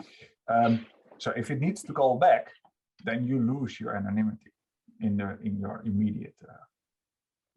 So great. And do you then have or I mean, yeah, I see. Do you want to say something? Please jump in, because yeah, for sure. Very mouthy today. Go ahead, man. I just kind of want to bring up the political party in the Netherlands called D66. I was at an event in Den Haag, and they were talking, and for me it was very interesting, because there was a person from the UK, and their model is just like, don't even tell people about it, which is the concept around most of the countries. But the D66 political representative had a very beautiful idea, which is that we need to go to schools and teach people basic programming, because then they will learn what it is that they're doing when they're online. Another concept that it brought up is that people need to learn what it means as kids when they're sharing stuff online, when they're giving away personal information, and the consequences of this and the ramifications of this. And this for me was very beautiful. It again ties into Bitopia and like, you know, educating people and giving them that knowledge so they can make that decision whether it's something they want to agree to or not. And that for me is like the cornerstone on all of this. So what does it mean when I'm giving away my information? So, you know, a lot of the concepts that both Olaf and Karim brought up is Facebook needs to pay for their infrastructure. Sure, I would love to be able to consent. Hey, either we collect information on you and we have to sell it because we have to pay, you know, for our infrastructure, and obviously way beyond that, you know, investors, etc. Or you pay $5 a month. I definitely would love to pay $5 a month and be like, don't collect anything on me. You know, YouTube, Google, all of these platforms, if they were like, we sell your data, you pay $5 a month, I would pay up to like $30 a month, honestly, if I knew that like my information is not being collected or sold after. Like, I'll support the project. If they actually made that an option, I would seriously support the project and be like, thank you for giving me that option. So the concept that I want to kind of bring up is we're in a world where we think coercion is consent. And a lot of times like people are coerced into using various platforms or tools. And they think that by default, somewhere along the line in law, it says, you know, that means you've consented. Like the swap test, you've done it, it's okay, we're going to go sell it. It's like, well, no, I was kind of, maybe I had to do it to enter a premise, or I had to do it for my work or flight or whatever. But that didn't mean you have to go sell that to like some companies. So it's really important for me, like on an ethical level, to differentiate between coercion and consent. And what Karim said for his university, and this is very common, whether it's university or groups or whatever, it's like, well, you need to be on WhatsApp. It's like, well, I don't want to be on WhatsApp. Well, too bad. We're all on here. I downloaded it. Let's just move on with our day. Well, that's not consent. Now I've been coerced. It's like, well, I want to do good in the university.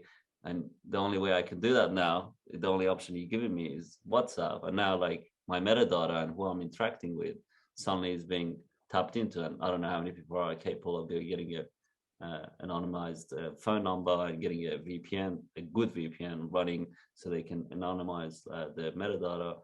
So yeah, just kind of some ethical aspects I want to bring up to contribute to that discussion. Thanks for opening that opportunity.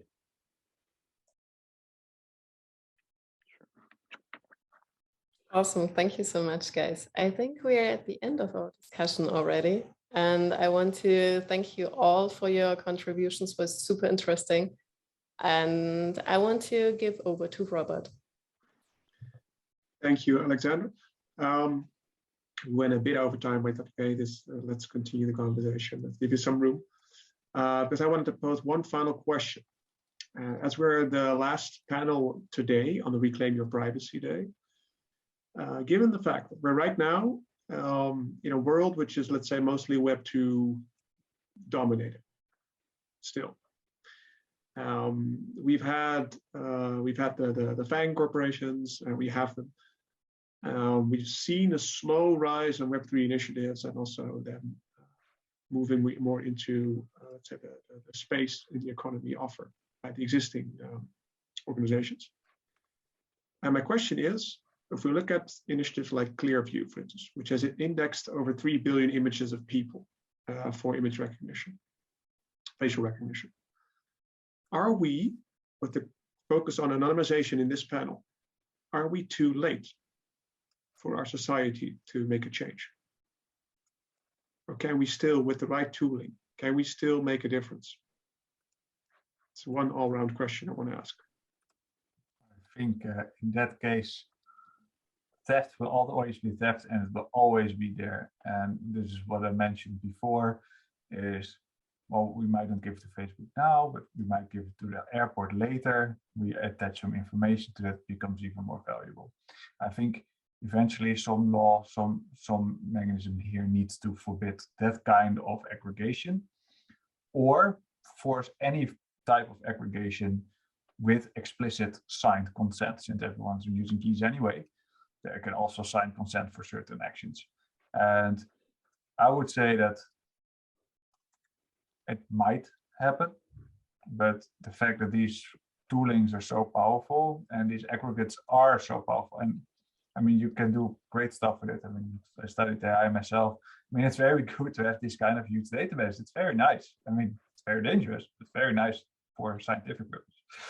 So in that sense, I would say from now on, you can still change what's being collected, but but what's being collected has been collected. And I think that's what I would like to add here as well as last sentence. For me, is always I go by the saying, there is no privacy, only secrecy.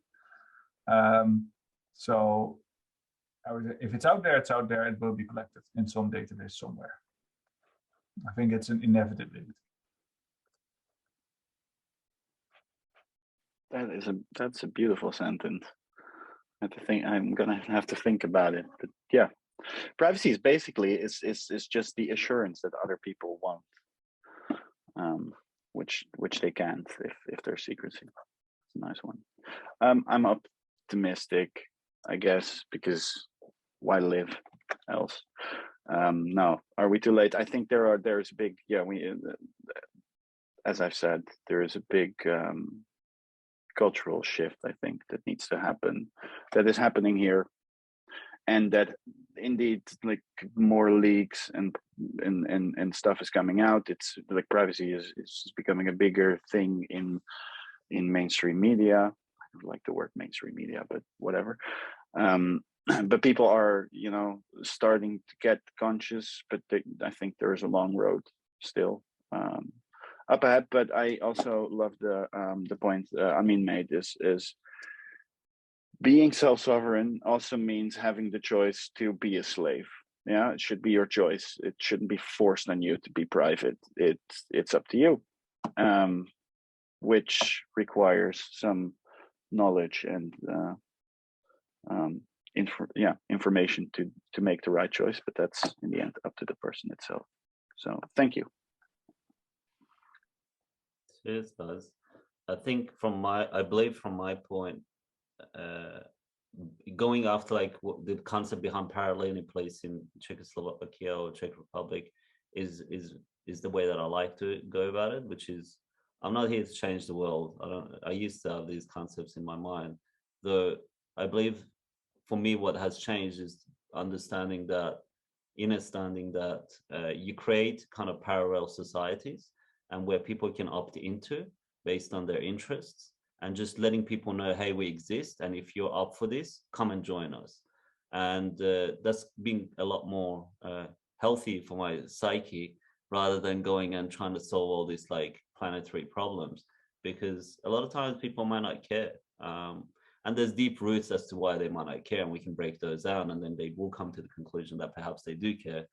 But that's very exhausting. And for me, it's just, hey, here's an opportunity to take back your sovereignty, to maybe approach things. It's gonna require some personal responsibility, and that's the part that people really don't like. So a lot of times, if like an Apple user wants to come and get, like, for example, a private phone, and they're like, well, everything just works with Apple automatically. And I'm like, well, it works automatically and it's simple because they've removed choice. When you remove choice, things become simple. So if you want your sovereignty and you care about these things, you're going to have to learn some new things, and it's okay because you're going to get a lot out of it. So it's up to you. So for me, again, the focal point, create parallel societies, like these conversations. Some people can listen to and be like, well, I want to learn more. Well, how do I learn more? How do I implement things? And just provide steps for people to do so. So I'm definitely positive, and I do definitely see like what Karim said and everything else that's been discussed, and Olaf and everything. I'm grateful for the conversations and the topics that have been brought up, is that a lot more people are caring for these things. And, whether it's through finally being choked to the point of wanting to take that breath, or actually going, well, it's important now because it's something that's changed in the narrative. I don't know. All I know is it's good, and I am positive about it as well. And I see privacy definitely becoming part of the lame street narrative. Cheers. Thank you for the opportunity to be here as well. Thank you, all of you, for that message of hope at the end. And I'd like to thank you each in person again for taking the time to share your knowledge in this panel today. Thank you, Alexandra, for moderating. Yeah, thank you. Yeah. And specifically, Amin, go to sleep. Now you can. I think I don't know what crazy time it is over there, but enjoy your rest. Thank you very much. Yeah, thank you all. Yeah. It was fun. Interesting. Yes, thank you. Yeah. Good luck. And for everyone watching, this will be the last panel for today on the Reclaim Your Privacy Day. We'll be back tomorrow, of course. And then, let's see, we got on the schedule for tomorrow. We'll dive in. Let's see. There we go. Tomorrow is the Blockchain and Music Day. We'll have several artists, several people building music-related projects, and several CEOs as well to discuss what's happening in the space and how Web3 can make a difference there. Be sure to check it out as well. If you haven't claimed your NFT experience or upgraded your NFT for the event, you can still do so. And I hope to see you all again tomorrow. Good night, everybody.